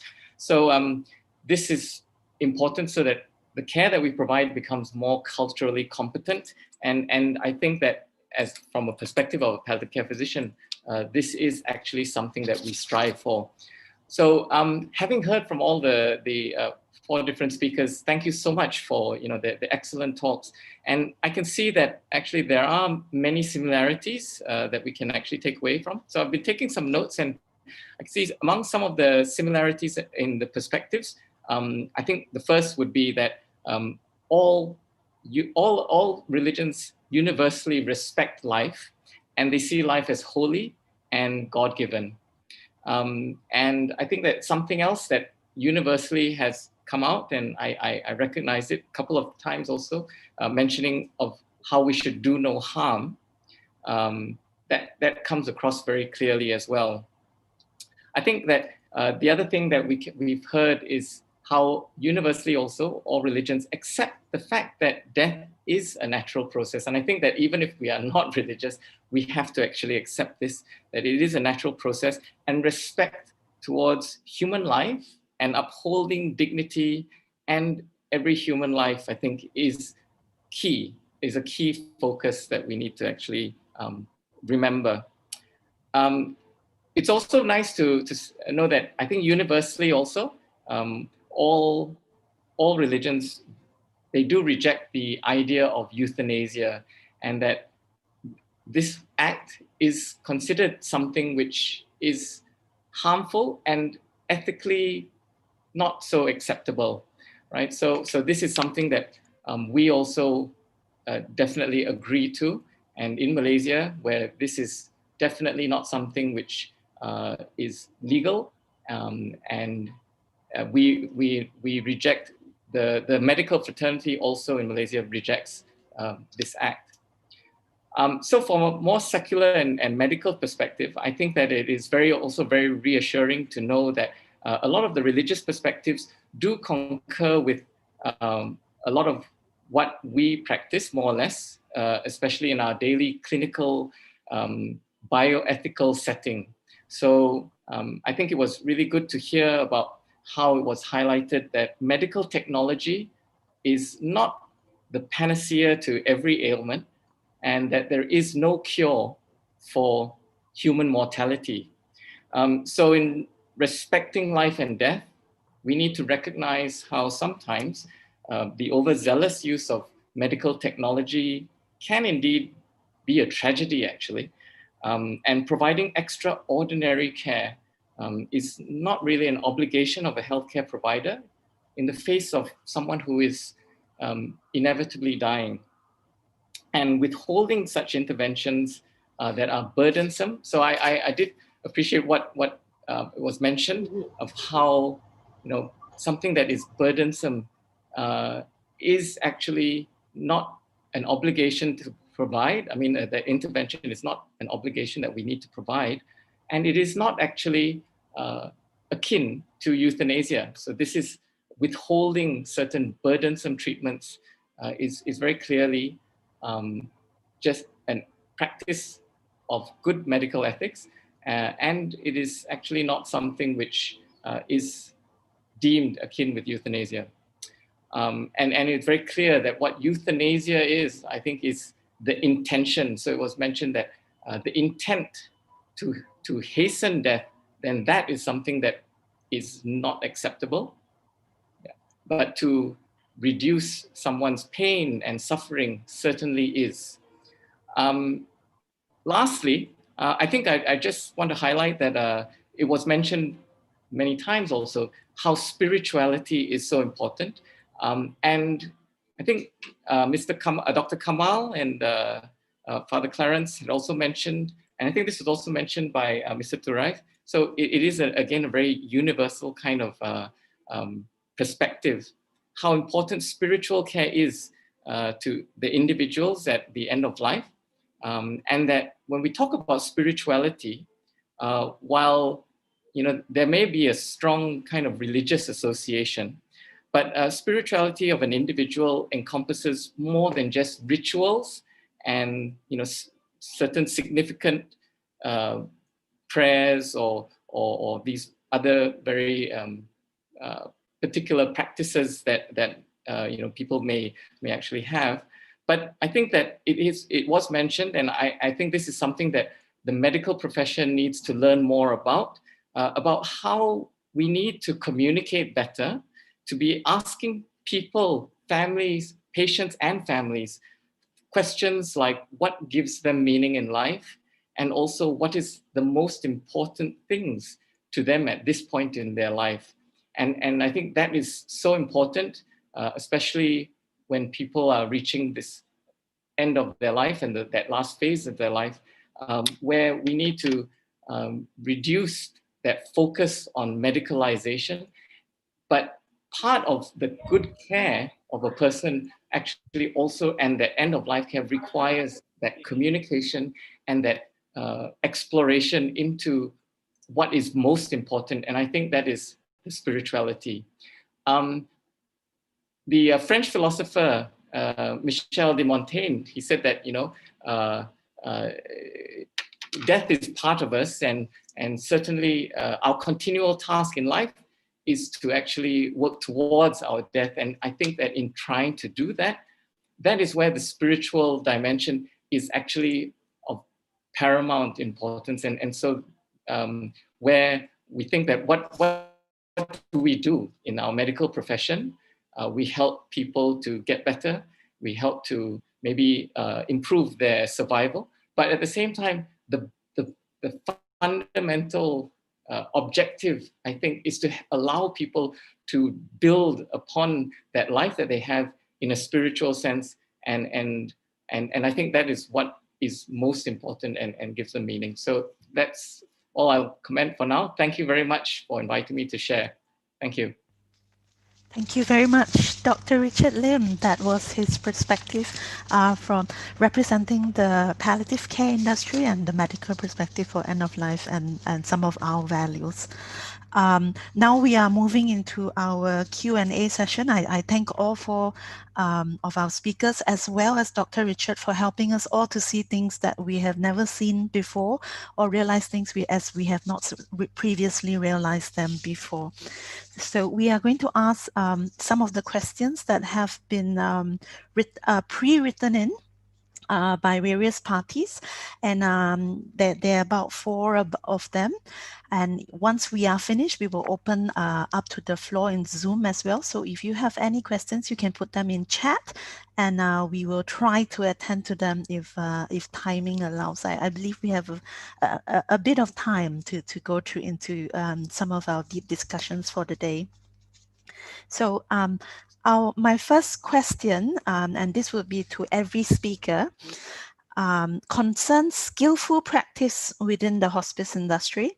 In the work of end-of-life care, we often ask our patients, be it directly or indirectly, what does a good day look like to you?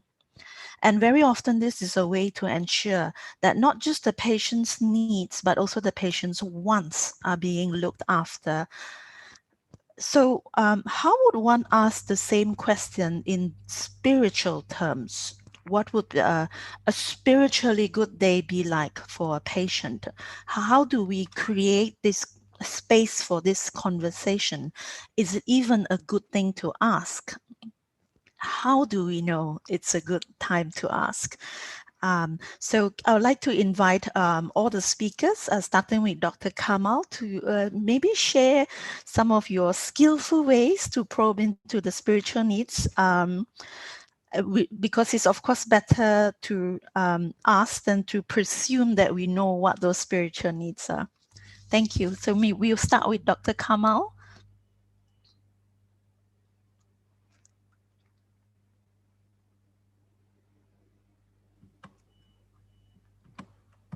Thank you so much, and thank you for the question. As always, recognizing the diversity of our people, regardless of their faith and culture, is always to ask, what does a good day look like to you? And from an Islamic perspective, oftentimes I ask people to describe their day. How did you start your day with? How has been for you so far? Would you like to share some aspect of were you able to do your prayers for today? Some questions would be, would you care to share what did you ask for today? Do you feel that God is responding to you? Do you feel that your prayers are being heard or not? All these questions can open the door for communication. When it comes to the question of the panel or the topic of today, which is end of life, it depends also, as Dr. Lim mentioned, how you, Dr. Richard, how you ask the question to people matters, the communication skills. So for example, if I ask a person, if they say, my day has been really beautiful and good, if I have a good relationship, that rapport and build with that individual, I say, if this is your last day, would you be satisfied and God would be satisfied with you? Is there something else you need to do that you have not done?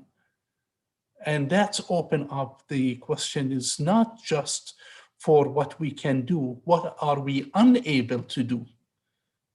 And that's part of the opening up of the feelings of sadness. I was unable to do my prayers the way I would do it every single day. Do you think God will accept my prayer? And that opens up the understanding what God is. And is prayer, if it's not done in the traditional way, would that be accepted? So all these questions are introductory questions in order for you to build a profile to understand your patient first. Once you start to understand the patient, you can move forward with the support and facilitation. There are also, when we visit with patients, considering the diversity, we might not be able to provide directly for every person, and it's appropriate to discuss this in interfaith perspective or framework, where I visited many Catholic patients as part of my work, and at certain points it's inappropriate for me to be the one who's providing the care, especially they're asking for faith-specific interventions or rituals, and that's when a Catholic priest will be invited to provide that. So that's the respect of the boundaries, respecting my own boundaries as well as respecting the boundaries of the people who are receiving my care. Thank you. Thank you very much, Dr. Kamal. I would like to invite Reverend Father Clarence to give his perspective. Yeah, thank you very much, Catherine, for that question. Let me just start by saying this. Even for a person, an ordinary person, sometimes you come across when you wish somebody good morning, the reaction is, what's so good about the morning? So what more when somebody who is having to deal with so many issues? The question is, when is the right time? I can't say that there is any time is the right time, because people who are at the end of life go through so many different emotions. And it's sometimes up to the caregiver to be able to be sensitive to know when is the right time to ask the question, because there's no one formula that fits for everyone. I'm sure from your own practice and experience so I kind of put it between two pillars. in terms of our Christian understanding is between desolation and consolation. You know, so you know, we talked about Kubler-Ross's stages of dying. People go through different stages, and we realize that those stages are not chronological. Can, you know, one day is something else, one day is another thing. It can be moving, it's interchangeable. But in terms of desolation, sometimes people begin to feel, I think one of the realities is they feel that God has abandoned them, you know, and I think that is one of the difficulties that people have to feel. And that happens right throughout.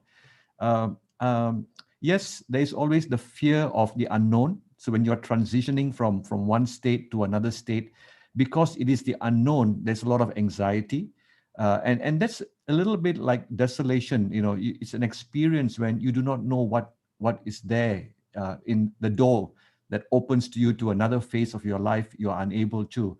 And so consolation is the ability to understand, to know that, you know, that you are not alone, that you are being accompanied. And I think in the Catholic tradition, you know, we have always this idea in a funeral service, we talk about how the angels will accompany you to meet God. And I think that's a kind of a nice image, I believe, that you are not moving to the next phase alone. And I think that is something that perhaps is to be explored. A good day would be for someone is to know that they are not alone. And I think the importance is the physical presence of the church, or the physical presence of God, you know, not a physical meaning, a symbolic presence, that God is with you. I go back to the example that I shared in the beginning. In this pandemic, when I am not able to go, so as a priest, I represent the church, you know, that the church is with you. That when I'm not able to go to hospital to see someone who is terminally ill, and then they feel that separation, that the church is not with them. And that may be a bad day for them, because suddenly they feel alone. A church that I have grown up with, a faith that has supported me through so many different challenges. At this point, there isn't a visual connection, and that may be a bad day. And so a good day may be sometimes, you know, for someone to know that, you know, that God is with me.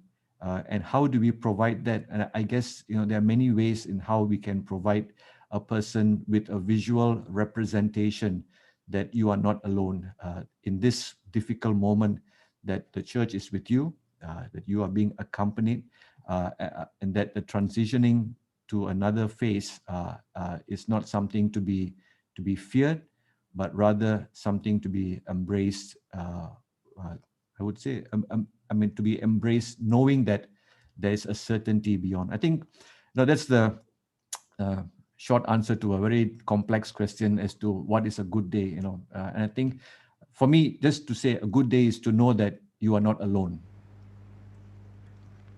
Thank you very much, Reverend Father, for that illuminating answer. Next round, we have Mr. Thurai to give us the Hindu perspective.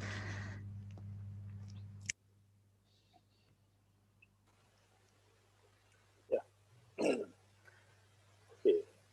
In Hindu perspective, every day is a good day. So, whenever you start the day, make sure you start with good feeling. When you wake up in the morning, this is encouraged to all the Hindus and everyone. Start with a prayer before you step down to the floor from the bed. Start with the prayer and think of good things, physically, mentally, emotionally, and spiritually. And believe that everything will be good on that day. And bad things bound to happen.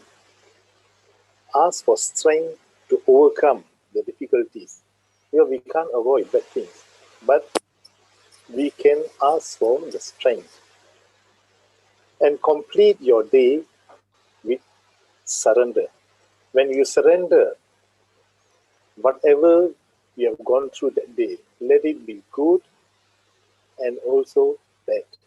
When you have the right to surrender all the good things, whatever you get on the day, you are happy, people praise you, you get something, and everything when you surrender to God, you have the same right to surrender anything bad happened to you, so you can sleep happily. At the same time, God will never give you all you want, but you will get all you need. Thank you. Thank you, Mr. Thurai. Would you be able to share some perspective for if any of our practitioners wish to ask a Hindu patient if there's any spiritual matters that would be important to them? How do they go about it? Can you repeat the question? My question would be, if we have practitioners in the medical line who wish to ensure that their Hindu patients are in a spiritually good place, is there a way they can delicately bring around the conversation, or do you think it is unnecessary?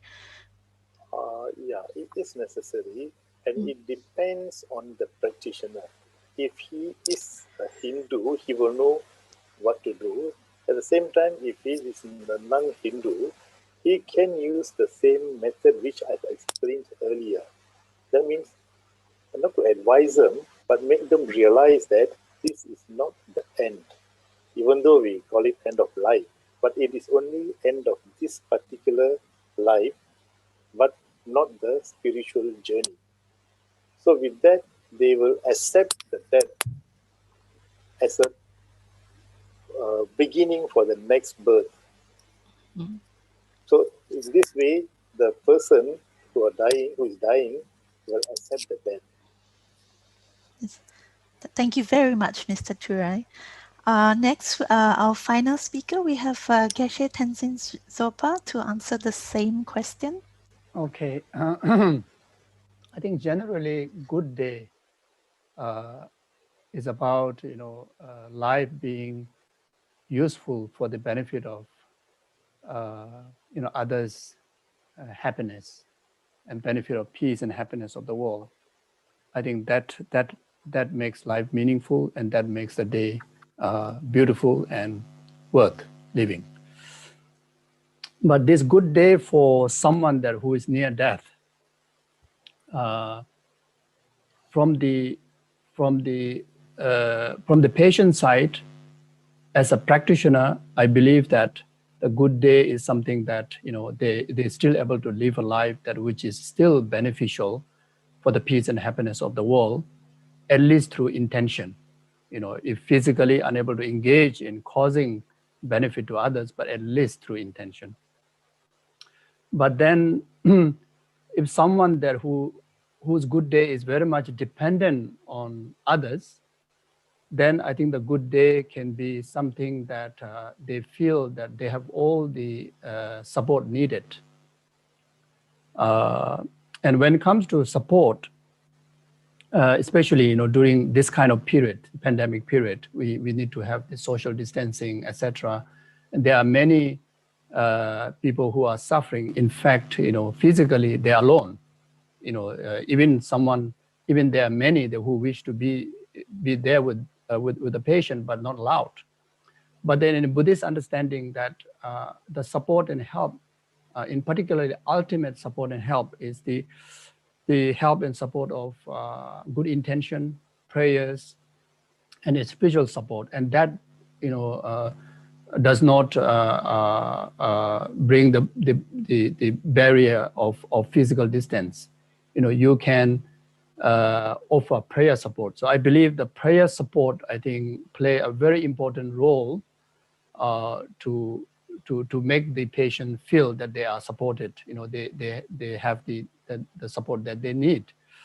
And an example, during this pandemic period, I'm nobody, but from the circle of people that I know, individually, experience all different sort of challenges and tragedies, including in my own family.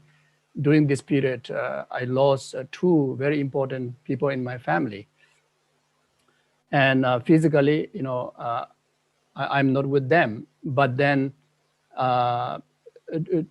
during the period of their near death, they are fully comforted because of my heart, my well wishes, my prayers are with them, and especially through offering the prayer support.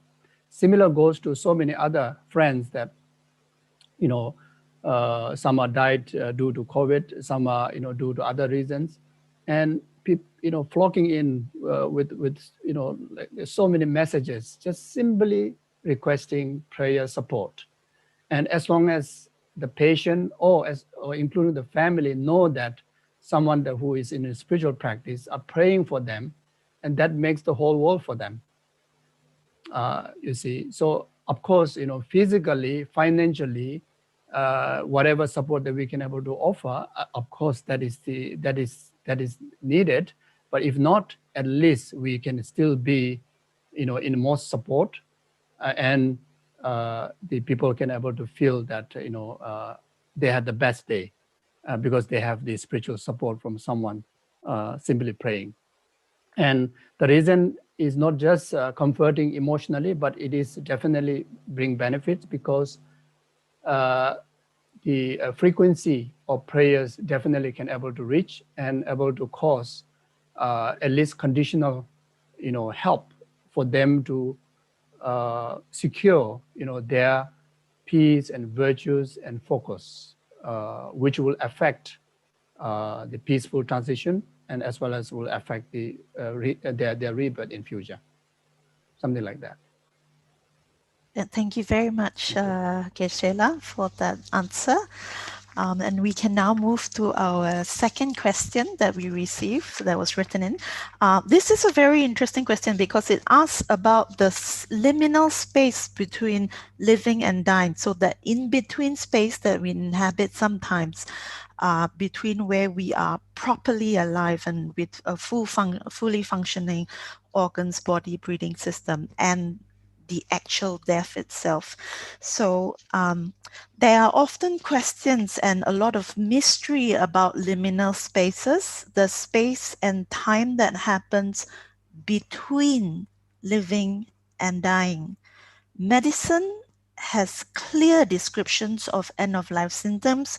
We use words like death rattle and organs shutting down.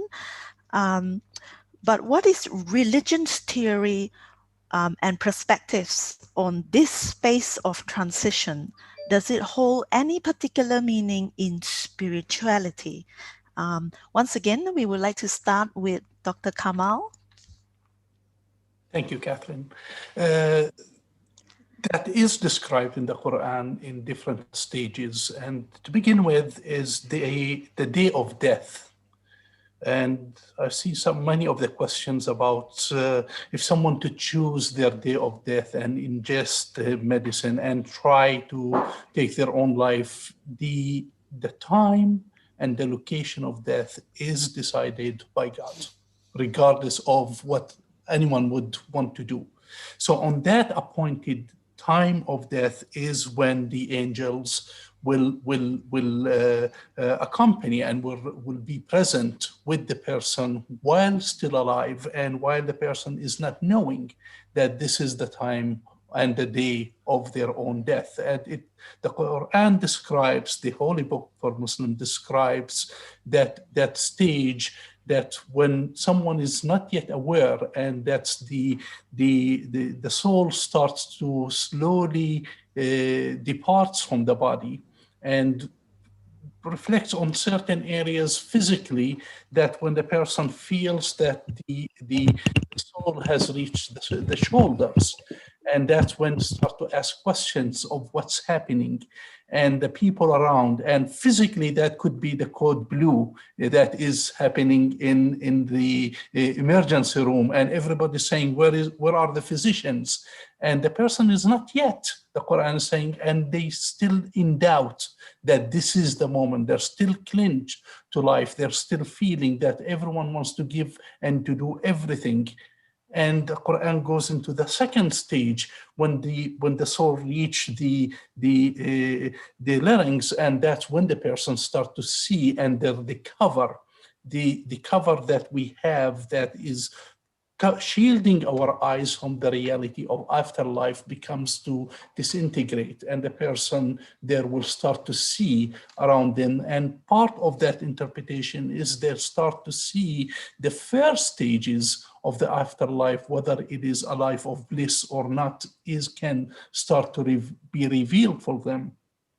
And the final stage of that is the actual stage of the departure of the soul from the body itself. And the Quran describes that as it can be a smooth transition or not.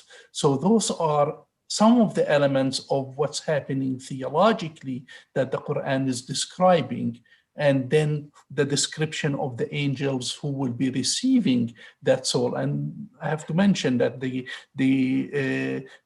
context of the angel of death in Islam is a positive. So death is not a negative. It's a positive, natural right for homecoming, for the return of the soul to be with God once again. And that is the reason why Islam is looks at the human being as dignified, because the person has been infused and entrusted by the soul that is from God, that soul that we would be returning back to God. Thank you very much, Dr. Kamal. We will now invite Reverend Father to give his the Catholic perspective. Thank you, Catherine. I see a lot of similarities between Islam and Catholicism in terms of dealing with issues of death. I think I just want to kind of add a little bit. It's this whole idea of life belonging to God. And I think in my second or third slide, I talked about the beginning of life. The beginning of life is the infusion of the soul, and we do not know when that actually happens. When there isn't, at least we haven't discovered in this generation a scan that can say when the soul gets into an infused embryo. In a sense that, so death is the departure of the soul, and that is the moment that God decides. It is not in the hands of man, and God is the author, and God is the master of life. I just want to use one example from the Bible. Those of you who are Christians may know, those who are not, maybe this is a story for you to know how we understand. There's the account in the gospel about Jesus raising Lazarus. And he was a close friend of Lazarus and his two sisters, Martha and Mary. And when Lazarus had died, Jesus heard about it, and he wasn't very far away. And and he comes 4 days later after Lazarus had been placed in a tomb. This whole story is about the raising of Lazarus. And when he comes back to meet his friends, they were quite upset that Jesus did not come earlier. But there is a reason that the story tells us that, in the Jewish tradition, there is this understanding that 3 days after the death of the person, the soul is still hanging around the tomb. And it's only after the third day that there is a clear departure of the soul in the Jewish tradition. And so when Jesus comes on the fourth day, simply to show that he's the master of life, that, when it's not possible to raise someone from the dead, when, the soul cannot come back because the soul has departed after the 3 days, it simply goes to show, it is God who decides, and, when is the time. And, as much as we would like to hasten it because of difficulties, challenges, sometimes because there's a lack of support systems for people. I know there's one question that I see with regard when somebody decides to take one's own life, but before going into that, the whole question is, has the person been supported adequately to come, because someone who takes one's life has come to a point where they do not see any other options beyond that. Maybe the support structures have failed, perhaps the people around them have failed them. So it comes to a point when you're feeling so, you're at the lowest point of your life, that you see no other way. But because it's not because they choose, but it's because the things around, the circumstances around them overtake, a kind of a rational thinking. So just to add, I think what is important to remember that the body is the vehicle of the soul, and the soul comes from God. And so, and we also have this in scripture to say that the body is the temple of God's Spirit, God's Holy Spirit. And so God decides, at the end, the transition. Yes, we begin to see with people, you're talking about the death rattle, or organs begin to shut down. Yeah, these are vital signs that you see that there's a slow transitioning. But if you ask me, and then maybe probably Dr. Richard will probably be able to answer better, is there a point where you say that the soul departs from the body? Can you see it? You hear stories of people telling that they have gone to the afterlife and come back. This is something that is debatable, and and it's all personal experiences. It's that when the body shuts down, and you see that at a certain point, traditionally we have always, in the Catholic position, we have said that when there's no longer brain activity, it simply means that that the soul has departed. But that is also being challenged in different ways in terms of its definition. So what I'm trying to say is God is the author of life. God decides when the soul enters the vehicle. God decides ultimately when the soul departs. And I think during that period of time, we seek to make that body holy, a vehicle to glorify God. Thank you. Thank you very much, Reverend Father. Moving on to Mr. Thurai, do you have any perspective to share with us?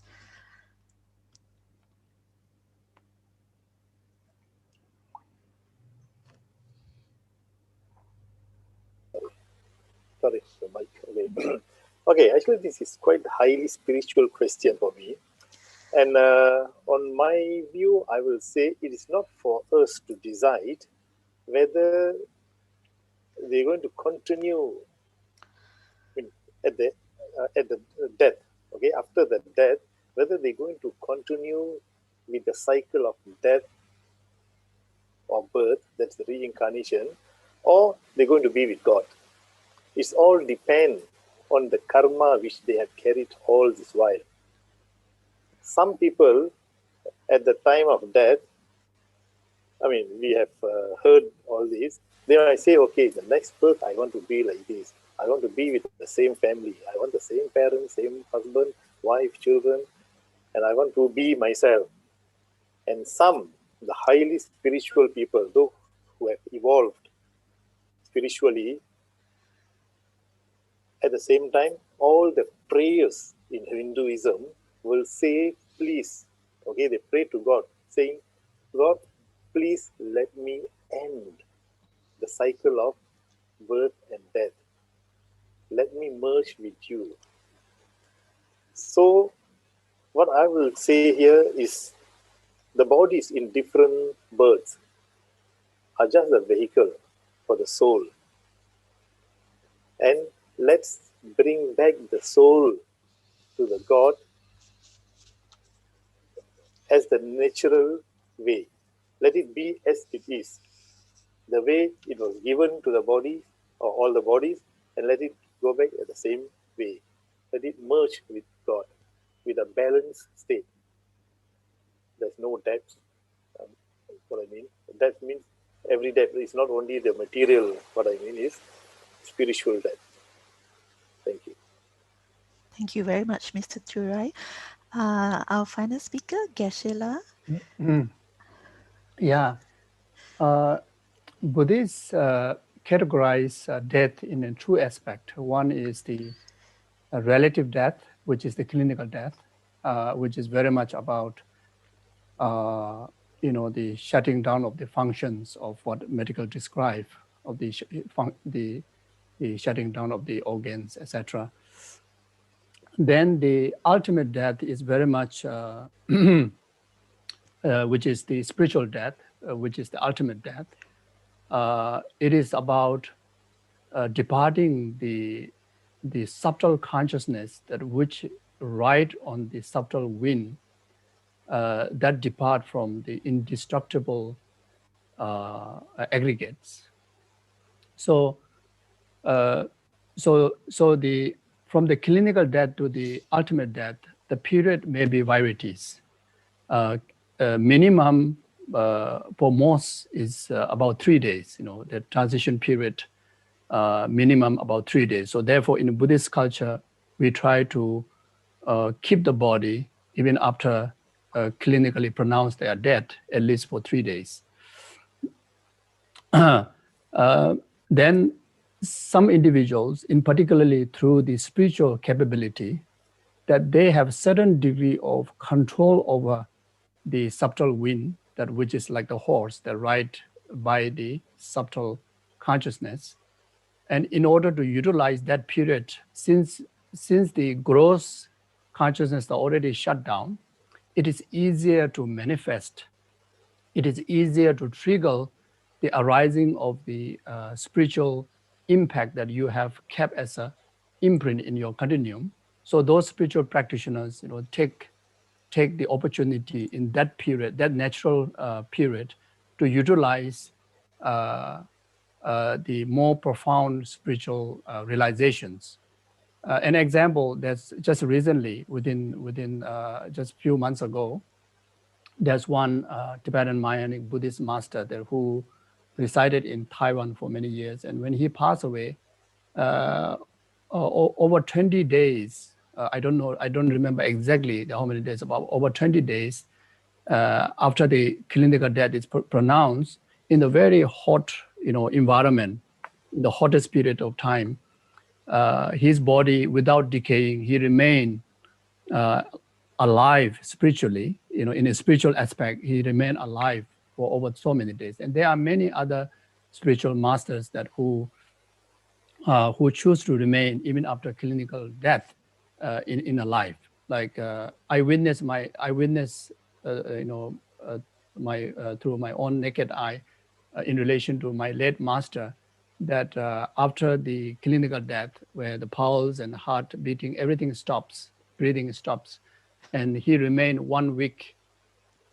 And during that 1 week period, entire glow of the body regained instead of deteriorating the physical body. And that is the sign of the person is still alive, is still not dead yet. And at the end of the 7th day, when he, as accordingly with what we understand, the sign of the consciousness, the subtle consciousness left from the body, left from the indestructible drop or indestructible aggregates, there is a discharge that usually we expect. Those physical, those dying person that physically, still not that weak, then usually the discharge comes from their nostril or mouth, especially from nostril, that you can see the sign that they are, spiritually also dead.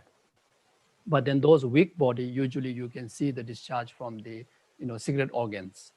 And in relation to that master, we saw the discharge from the secret organ, and his physical body is very much like the balloon, just put off the air.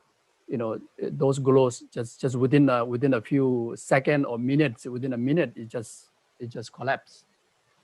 So in order for, in Buddhist understanding, in order for us to get a clearer understanding of that, usually we categorize the aggregates are in 3 different sections: the gross, subtle, and innermost subtle. Also the consciousness, the gross, subtle, innermost subtle.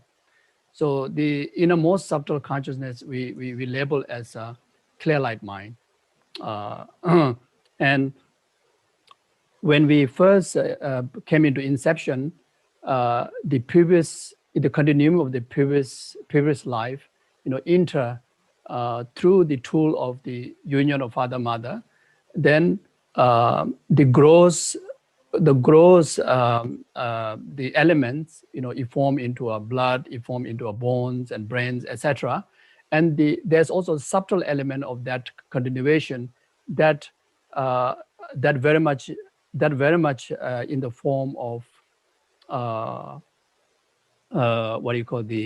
we call as an indestructible element or indestructible drop. So there, the subtle consciousness, remain through whole life. And whether death or life is very much determined whether that subconscious mind or subtle consciousness depart from that indestructible indestructible consciousness or not. So usually, you can witness, when someone is approaching to the clinical death as well as to the spiritual death. There's two ways to witness through the sign, and the sign is very much about the dissolution of the four elements, and that will bring the impact to the dissolutions or the degenerations of the gross and subtle, the aggregates. And not only that, also there is a process of dissolutions of the conceptual mind, and eventually will reach to the final, the ultimate death, which is called the death of clear light. So something like that. Thank you very much, Geshe. Moving on to our next question. We have a lot. We probably can't finish all of it today, but we'll try to do our best. The next question would be, sometimes we encounter patients who feel like their illness and suffering is a punishment from God or is karmic retribution for things done wrong. Usually when this belief is held by a patient at the end of life, it causes a great deal of suffering for both patient and their families.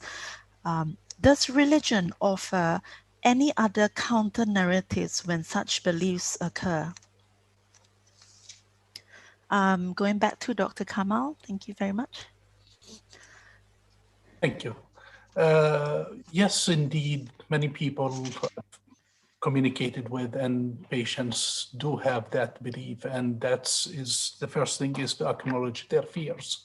Oftentimes we rush to disregard this kind of fear, but it is real and we better deal with it. And number one is oftentimes I ask about another event in their life that they felt something similar and what they have done in that particular event. And that's an avenue for me to understand what's their spiritual system of support. In Islam, it is believed, and I believe that God is merciful. God will not inflict pain and punishment on people. God is testing us as a way of loving. He is the one who is the provider and sustainer. He is the one who gives and provides to those who believe and those who don't believe. When it comes to a matter of life and death, it is part of the natural transition that God created different ways of the life to end and different causes. And some of those forms might be painful. For example, death by itself is not painful. Cancer, dying of cancer can be painful. And that is, our job is to alleviate that pain and suffering. The spiritual suffering is another form, is to look for ways to reconcile between the person and God. Reconciling is a form of repentance, a form of prayers, and God hears all the prayers. And in the Quran, God promised to accept and to respond to those prayers.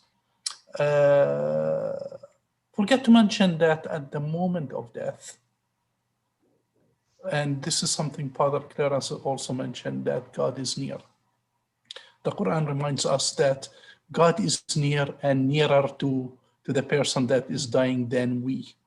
So it is a matter of when we stand witness, not just to the witnessing of the process of living and dying, witnessing to the majesty of God who is right there, while our job is to try to comfort, definitely not to heal, because God is the healer. And in this case, for the person who's in distress, my prayers is for God to offer them ways that they can heal. And the way we can do that is respectfully ask every person from whatever faith tradition is, what is their belief about God, who is healer, forgiver, merciful, and incorporate that in our prayer. That can be a prayer that they can be satisfied with. Thank you very much, Dr. Kamal, for that perspective. Can we have Reverend Father Clarence next? Thanks, Catherine. You know, the idea of suffering, it's a very difficult, both theologically, spiritually, even psychologically to deal with. You know, before I get into individual suffering, I think suffering, pain is something that, you know, all of us want to avoid. You know, I don't think anyone of us here on this panel wants to embrace, you know, willfully suffering, but it is a reality of human life. And I think that is something that we can't run away with. So the question is, if I'm suffering, does that mean that God does not love me? You know, I get asked this question so many times. And to be honest, you know, I sometimes have no answer for such a question, because that's what the person is feeling at that time, and not to negate those feelings, not to minimalize it. And I even would say not to spiritualize it, because that suffering and pain is so real, and to spiritualize it at that time sometimes can be quite belittling the experience of the person, of what the person is going through.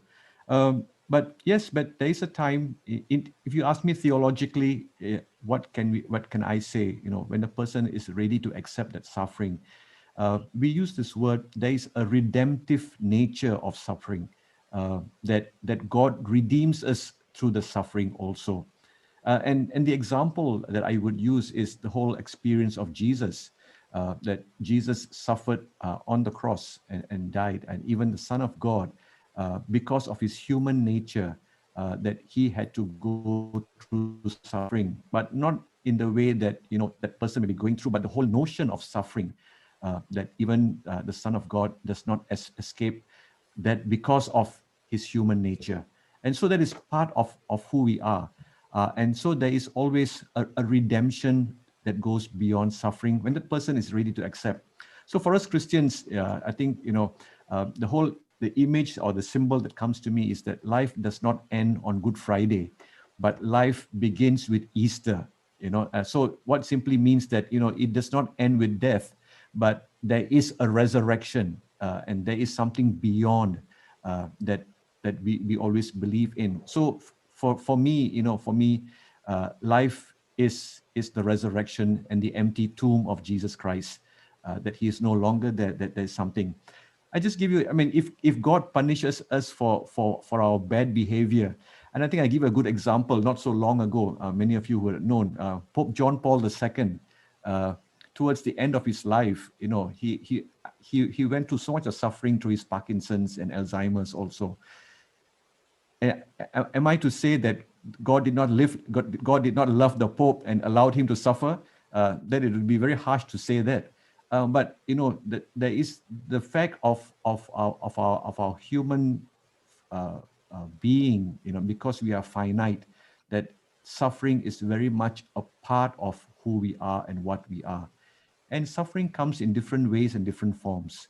You know, I'm not just talking about physical suffering, but you know, we can talk about, you know, mental suffering, emotional suffering. You can talk about financial suffering in this pandemic also, you know. So I think, so suffering is something that is a part of our human life. But are we ready to accept? Perhaps we are not, because we are always finding ways to circumvent it. We don't want it because it's not part of who we are. And that is why when we have a headache or a toothache, I mean, the first thing is to pop in paracetamol, because we want that pain to go away as quickly as possible. But sometimes the reality is that it doesn't happen that way. So when a person is prepared, when a person is ready to accept the condition, then we talk about the redemptive nature of suffering, that God will redeem you out of this, that God will take you to a better place, that God will take this pain and suffering. And part of the taking away of the pain and suffering, as I mentioned earlier, that healing process is also death.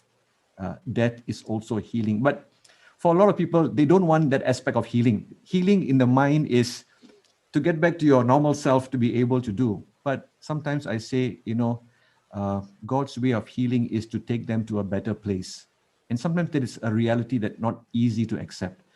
So, I know with all this, I think, you know, pain and suffering, yeah, very difficult, but, you know, it is a stage that people move from one to another. And when they are ready, there is a faith dimension that can accompany them through that pain and suffering.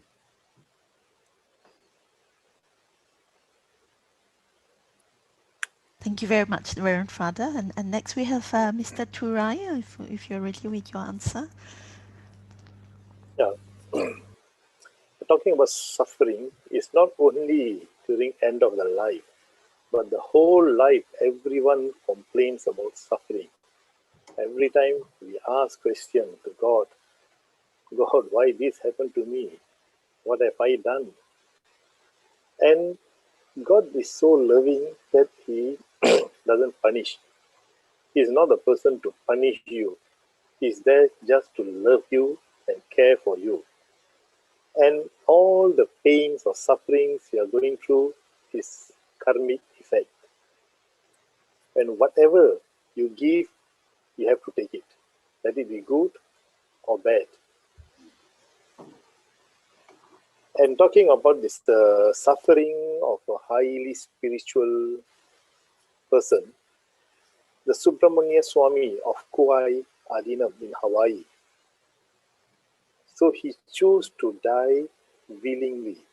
He accepted the pain, he accepted the death, and he refused medicine.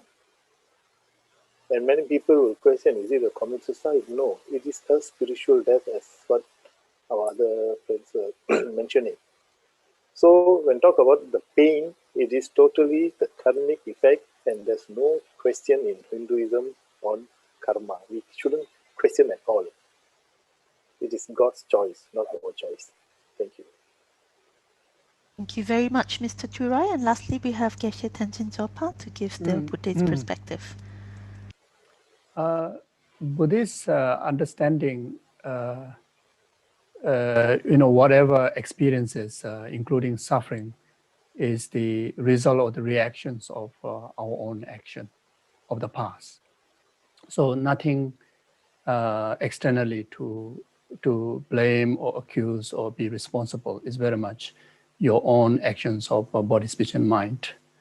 And the conventionally, the suffering that we go through, it is real. It is very objective, but then ultimately the suffering is very much subjective.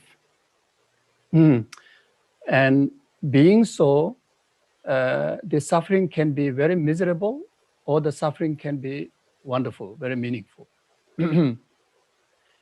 Suffering can be very miserable if our, the mental, the emotional power and the mental power also engage very negatively about suffering. But the suffering can be wonderful and meaningful if we utilize the suffering as a conditional tool to awaken ourselves. In particularly awakening us to understand what is the real cause of this suffering. In Buddhist understanding that, as long as we came into existence of this, cyclic life by the force of past affliction and the imprint of the affliction, called karma, then it is by nature is a suffering. And the suffering categorized into pervasive suffering, suffering of change, and suffering of pain.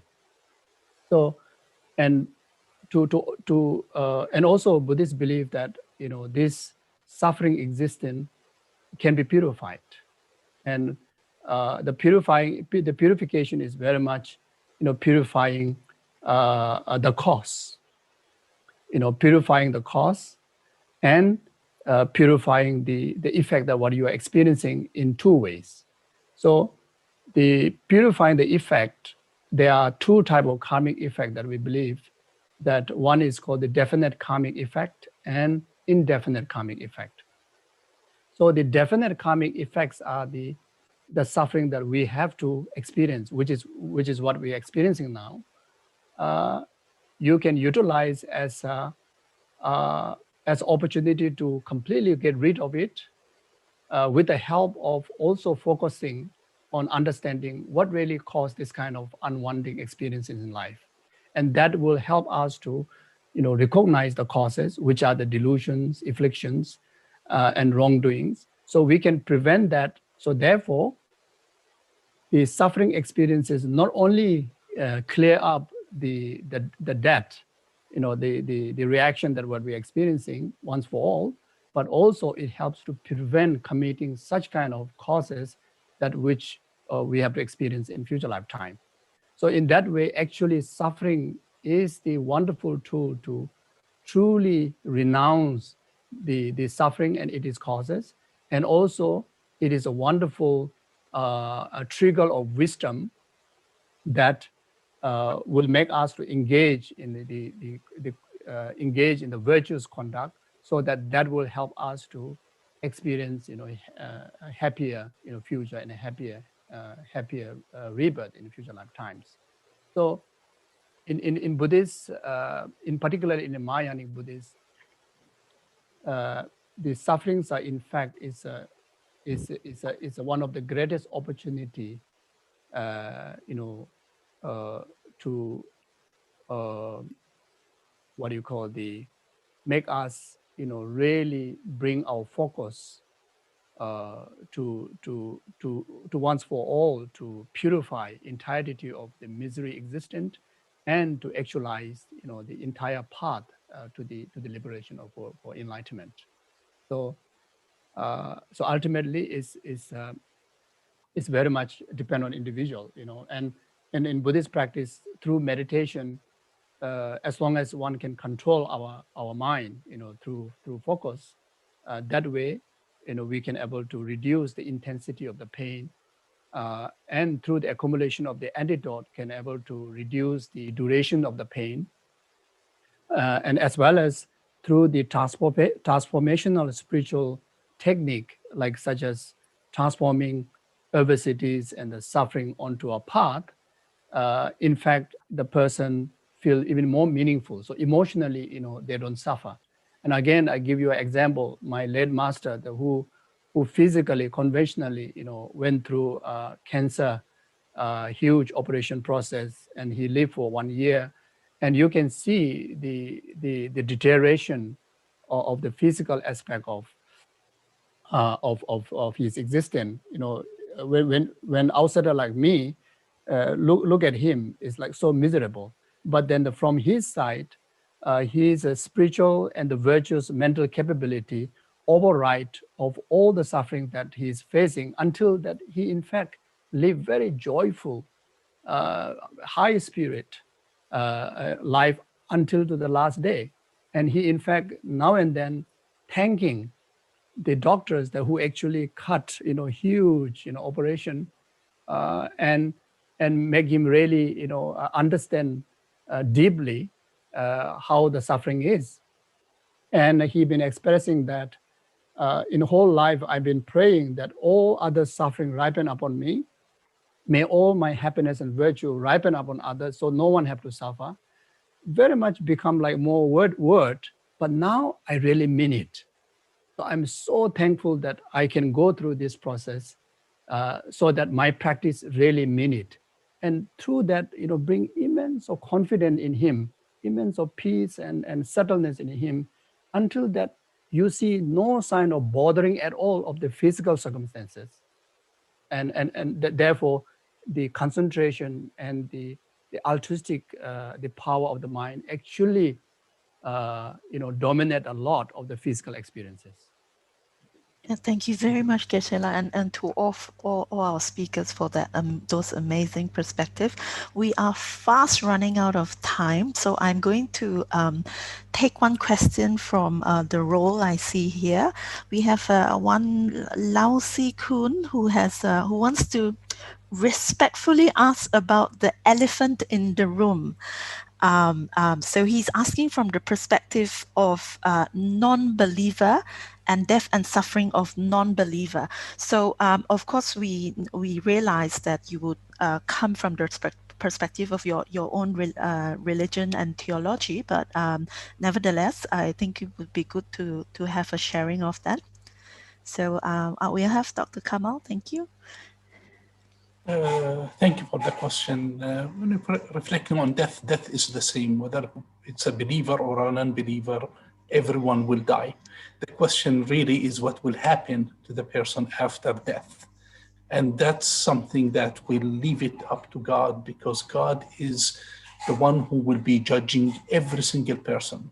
There is the metaphor, let's say, of the narrative of God is saying there is a person who prayed all their life and ended up not being rewarded for that life.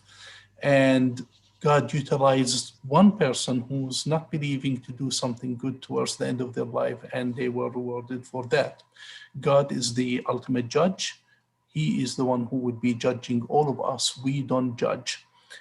Our job is to guide, our job is to accompany, our job is to show the ways and the paths to God. Our job is to respect every single human soul for the many reasons that we mentioned today, and it is across all traditions, and it is a human right. So for me, I don't distinguish between someone who's a Muslim or a non-Muslim, a believer or not a believer, someone who is a fully fledged Malaysian citizen or someone who is not. All of us are travelers on this journey, and all of us are entrusted in the care of God. My advice to that, if the person saying, what can I do to do much better? I said, live your life to be in line with God, not against God. Thank you very much for that very profound answer, Dr. Kamal. Next up, we have Reverend Clarence. Yeah, I wish I had the mind of God to tell you, what and who he will welcome. But let me just begin very respectfully to all the others who are here. Let me just begin by saying, in the Gospel of John, we hear these words, Jesus saying, I am the way, the truth, and the life. No one can come to the Father except through me. But the reality, he doesn't seem to say that I am the way, the truth, and the life only for Christians. So which means that, my belief tells me when I get to heaven, please God, I mean, I hope I get there, is that, there will be Jesus to welcome me together with all the others who believe or don't believe, just like all the other religions would believe that whoever they meet there, it's that one God who welcomes all of us. So I think, Dr. Kamal very rightly put, the role to judge who gets there is not ours. It's not ours. Unfortunately, as human beings, we like to judge everything: who gets there, who doesn't get there. We make parameters for people. Because you don't believe, you can't get there. Because you don't this, you can't get there. But for me, my belief tells me that ultimately the work of judging who gets there belongs to God, and I cannot usurp that power. If I do, then I'm God. Then you need to worship me. Then because I take over God's power, and I can't do that. So I don't think it's a question of a white elephant, but it's ultimately it's a question that God in His mercy and His love, because these are the attributes that we give to God. God is merciful. God is kind. God is loving. God is just. All these attributes that we give to God, ultimately, He will decide who gets there, and it's not for us to decide. I think that the reality of us humans is that we don't only want to get there, but we want to get to a particular place there. We will tell God, I want this particular place and not that particular place. I want to be with this person and not that person. But it finally belongs to Him, and He welcomes whoever He chooses. Just to end with this, example, when Jesus died on the cross, there were two others with Him. There were two thieves, and one who was repentant, and Jesus says to him, today you will be with me in paradise. So even to that thief, whose whole life had not been in accordance with God, possibly, then God in His mercy says, no, today you come with me, because that power belongs to Him, and He accepts who He wants. And none of us have a right to complain afterwards why He got there and I didn't get there. because I've been doing all good and he has not been, or she has not been good. I cannot complain to God, but because that power belongs to God and that right belongs to God only. Thank you, Reverend Father. Before we go to the next two speakers, I'm just going to tag on this one question because it's very similar. How do we help? And this question came from China, so it's been translated to English for our benefit. How do we help older persons who is opposed to any form of spirituality? And here we remember that in China,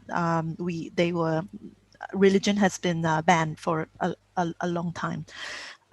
So if you can tag that on to the answer, then that would be very helpful for everyone. Thank you. And we would invite next Mr. Thurai to give his perspective. Okay, we believe in God and we have many faiths. We are from different faiths. And they are also non-believers. But for God, each and everyone are equal, are same. So there's no question of whether you are a non-believer, whether you believe in me or not, or I'm going to give you more or less. It's going to be same for God.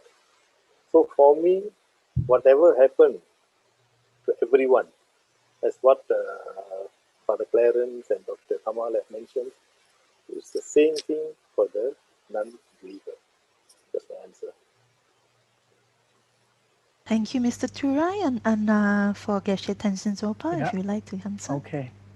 I think secular perspective, especially someone who don't believe rebirth, who don't believe any religion.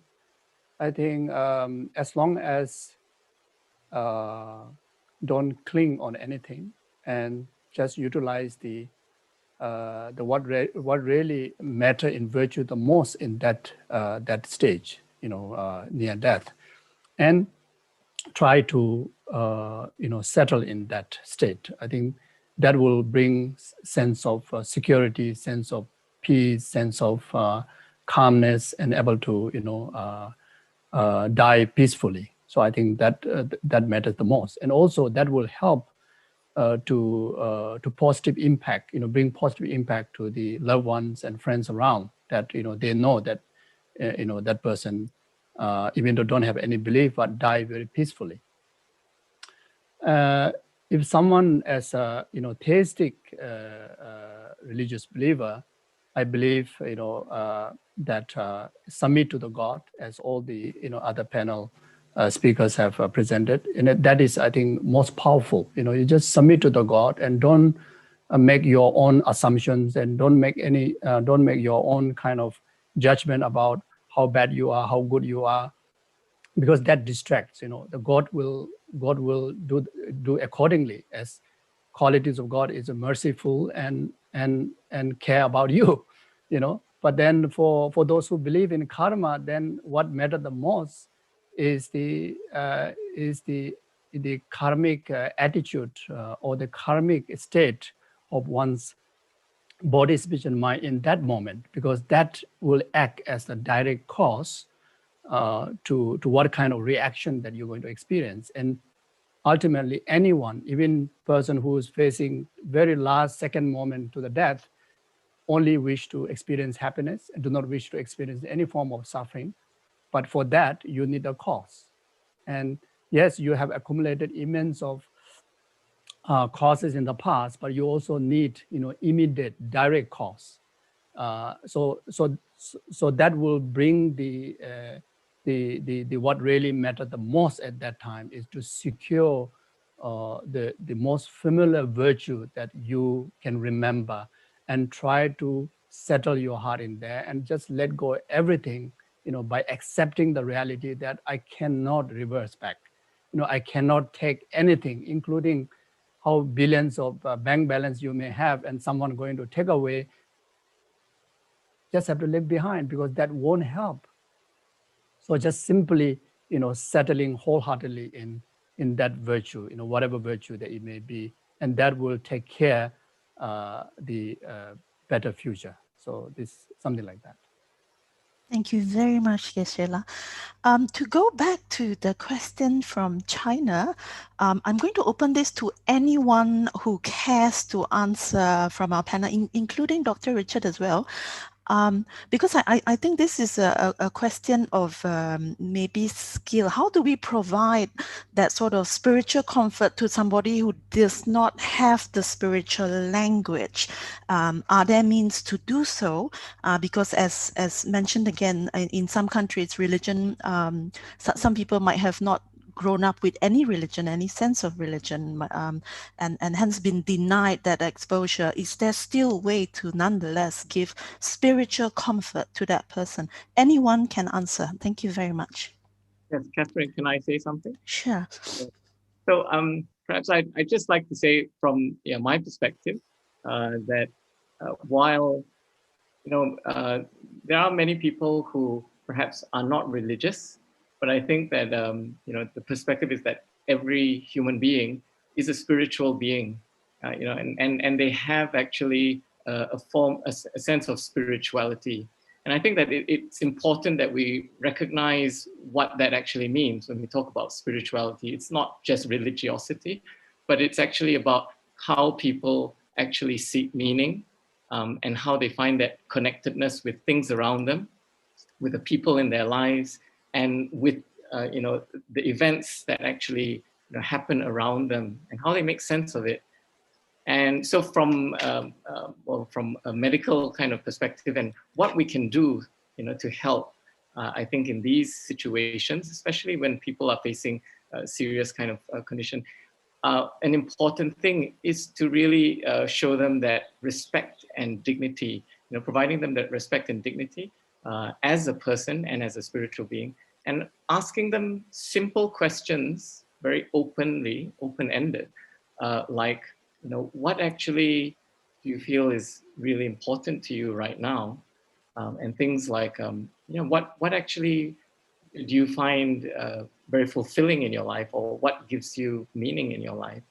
And after you ask that question, a very important thing to do is to keep quiet and listen. Just listen. So you should try and have some time to be able to sit down, focus on that person and really deeply listen and let them actually express who they are and what's important to them. And that is their spiritual being, actually. And if we want to then help them, through this difficult time, then we can see whether there are things that may allow them to get certain strength or fulfillment, even at a time when they're very ill. While as the body is actually getting sicker and sicker, and I know that question about what happens and at what point does the person, the soul leave, I wouldn't have any answer for that. But I think that as a palliative care physician, what I believe is that every individual, life actually as it is definitely has meaning, and every single person actually is important. And you are important, as Cicely Saunders actually always says, you are important because you are you, and you are important up to the last moment of your life. And so even though the body is failing and that we can no longer grow physically, and in fact, the body is actually deteriorating, but as a spiritual being, you still have the potential to grow and to seek that growth, actually. And I think that echoes from what maybe Geshe Tenzin has said, how, at a point where there's great suffering, but you can still actually find that meaning and that growth. And I think that's important. Thank you. Thank you very much, Dr. Richard. Is there anyone who would like to contribute as well to this particular very interesting question coming in all the way from China, translated by media? Anyone else in the panel? I will offer a non-conventional answer. Thank you, Dr. Issue Kamal. here is really the person who's asking. It's not asking about the person who's believing or not believing. It's asking and challenging every single one of us, in that sense, to get rid of some of the ego and the arrogance of who will be saved and who would not be saved. And that is the obstacle that we place upon ourselves by the labels. At the end of the day, God is the one who will guide, not any one of us, no matter what we want to do, God will be able to, or in his way, will be able to guide someone to God's way or not. The second one, God created us all diverse. If he wanted us to all be Muslim or Christian or Hindu or Jews, he will definitely has the power to doing so. So let's stop competing. Let's stop competing and revere every single person here as a gift from God. The question here is, what are you going to do when you witness someone who's suffering and who is in need of your care? God is entrusting us to be servants by entrusting us with this leadership, is to care for his creation. So in this case is the utmost ethical, religious responsibility and duty is to set aside all these differences and to step up to what God wanted you to do, is to offer care. If the God language here is not using the word God or Allah, you don't have to say it. God is love, is to show people love. God is care, is to offer people care. God is companion, is to offer people companionship. God is the provider, is to provide for their children after they pass. This is the essence of faith, and this is what we are being called for, is to care for God's creation. So that is what will make each one of us different from the other, is how we care for God's creation. Thank you. Can I say a few words? Just add to that. Yeah. Sorry. I was just saying that, thanks, Dr. Richard, I think for an important distinction between spirituality and religiosity. And I think that's something that we need to keep in mind also very much. It's the idea of meaning. And he rightly pointed out, religion gives a certain meaning that, what happens after death. And everyone, I mean, whether you are religious or not religious, I don't like to use the word irreligious, but whether you are, we all have a concept of what happens after death. Religion provides a certain framework, to be able to help you transition. But for someone who does not, they also have a concept of what happens after death. And if we explore, I mean, they may have a different meaning to it. And I think what can we do, maybe as caregivers, is to help them to be able to be comfortable and to embrace that belief of what awaits them on the other side. Whatever it may be, whether it's a concept of God or not, or something else, to be able to help them. And I think a lot of times, my own experience dealing with some of them is that it's the anxiety of not knowing what is on the other side, and whatever you call it, you can call it anything. I mean, but if that person believes that for me on the other side should be this, could be this, I think our help is to help the person to be comfortable and to assure that person, this is what you will have. Do not be afraid, do not be afraid of that. So whatever label, name you give to the life after death is what we can help people to be reconciled with themselves. And sometimes people are not able to meet that because there's a lot of, I mean, I use the word, a lot of hurt, baggage that we are still haven't let go to move on to and to help people to also deal with those kind of things, to let go of the hurts, maybe unforgiveness, or other things that you have not reconciled with, and that helps the process of the person to get the other side. Just to add to this conversation. Thank you Can I very say much. a few words? Yes, Geshe. Yeah, I think to answer to the person, in generally also, if they have externally got restrictions, religious restrictions, or even someone that who from an environment of non-believer, I think it is important to create a secular positive environment. I think that will help the most. And when I talk about secular positive environment, it's not about the physical kind of aspect. It's more about expressing the basic, virtue or value or positivity, like such as love.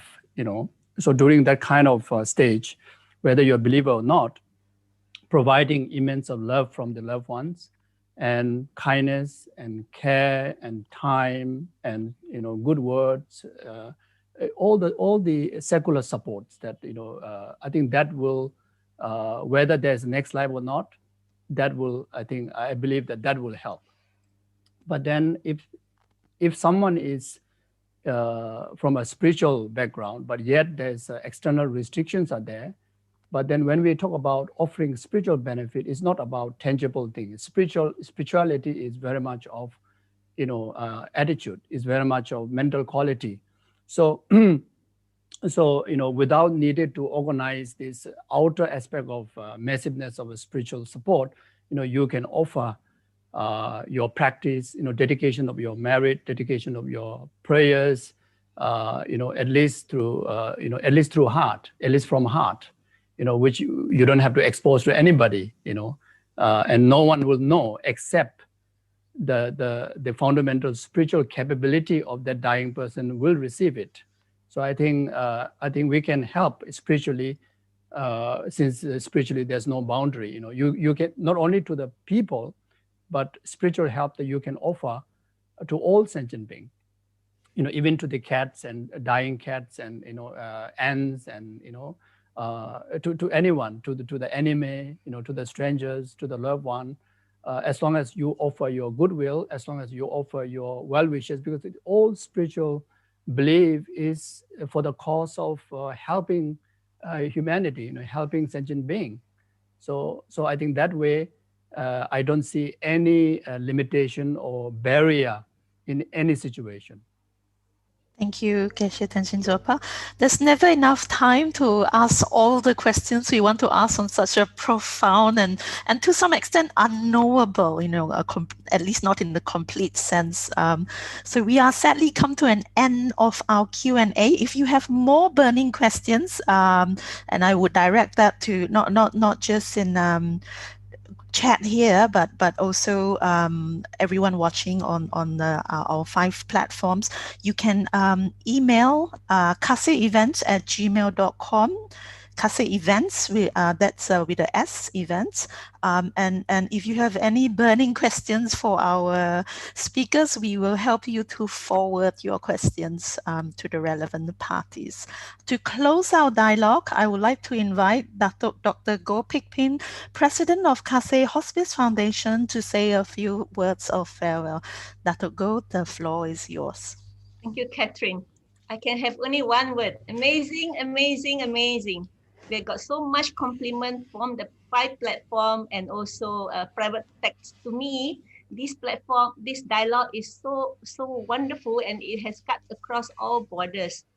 So happy to have you all here, and then there are more than 100 people on all the 5 platforms as well as the Zoom. And we have learned so much from you, the 4 panelists of different perspectives, especially important for Malaysia, where our caregiver, either doctors, nurses, or even volunteers, providing care for people from different religion. And at times we were wondering, we are of different faith. Is there something that I should not do so as to respect the person of different faith? There was a wonderful story about Richard Lim in the Ward 4C, where he actually provided the time for the Muslim family to say the last fatwa, and that family conveyed to us that this is the most wonderful doctor environment. So I can't thank you so much, Richard and your team and Malaysian Hospice Council, where many of them are here at this forum. And this forum is important because of 4 of you, but I would like to say that participants here, whatever they have told us, we have to put into practice, because at the time of calling, when you're in the ward, a patient's home, or even your own family, when you are called to care for people at the end of life, you cannot be calling and emailing them. You have to put what they have just said, wonderful words, into practice and become natural. Then you can provide the best spiritual care. Besides, when you are having best spiritual care, I'm sure your physical, emotional care will be the best as well. So with that, I would like to say thank you to all of you and to many of you who are out there listening to this wonderful Interfaith Dialogue. This is an annual event, and we are going to work closely with Malaysia Hospice Council and all the other members in end of life care services to make this event more wonderful. And the world needs this more and more. His Holiness Dalai Lama said, there are more than 7 billion people in this world. We have to learn from each other in order to live in this Mother Earth in a very harmonious and meaningful life. With that, I thank you. Thank you, Dr. Go. And thank you to all our speakers. We have all been made richer by what we have seen, heard, and learned on this day. To our 4 speakers for sharing their wisdom, their commitment towards greater tolerance and understanding of our great faiths. And thank you everyone for coming. Yes, for our speakers and for Dr. Richard, would you mind just if you're happy with your posture, we will just take a screenshot for everyone. Thank you very much. Smile. Thank you. Thank you everyone for coming. And those on Facebook and on other records, do email us if you have further questions. And from the rest of us, thank you. Have a good day. Thank you. Thank you. Bye-bye. Bye. Thank you. Thank you, everyone. So yeah, for those CPD points, we have glad Malaysia Medical Council has given us 2 points. So you can register in this QR code and get your points, not only for doctors, nurses, physiotherapists, pharmacists, or healthcare providers. Get your point for your annual practicing cert application. Thank you. Okay. Thank you, Dr. Kamal. Thank you, Father. Thank you so much. Hope to see you sometime soon in person. Pleasure. Thank you so much, everyone. Thank you, Dr. And Pippin. Father Clarence, I would love to get a copy of Dr. Cheng and everybody. Got a copy of the presentations. Can we share your slides? All the panelists, can we share your slides? Sure. Okay. Thank you. Yeah. We will likely upload your slides somewhere so that you, Doctor. Sure. Maida, thank you, Maida. Thanks, good question. Thank you, Maida. Thank you. Thank you, everyone. Thank you so much. Thank you, Catherine. Bye. Take care. Thank you very much. Everyone, take care. Hope to see you all in person. Yes. One day. And we really hope the next Interfaith will be in person and will much richer discussion. And stay safe. Thank you so much. Thank you for answering the questions. Thank you for all the variables, and thank you, Popin. Yeah, well, thank you, Maida. You can show your face. Yeah, come on. One day you come. We will have good time together here in Malaysia. Yeah. Yes. Maida too. Yeah. Okay, then it's time for the lunch. Thank you again. We are going to close this, and we see you one more time. Richard, thanks. Last minute, your really good sharing. Bye. We are going to turn it off.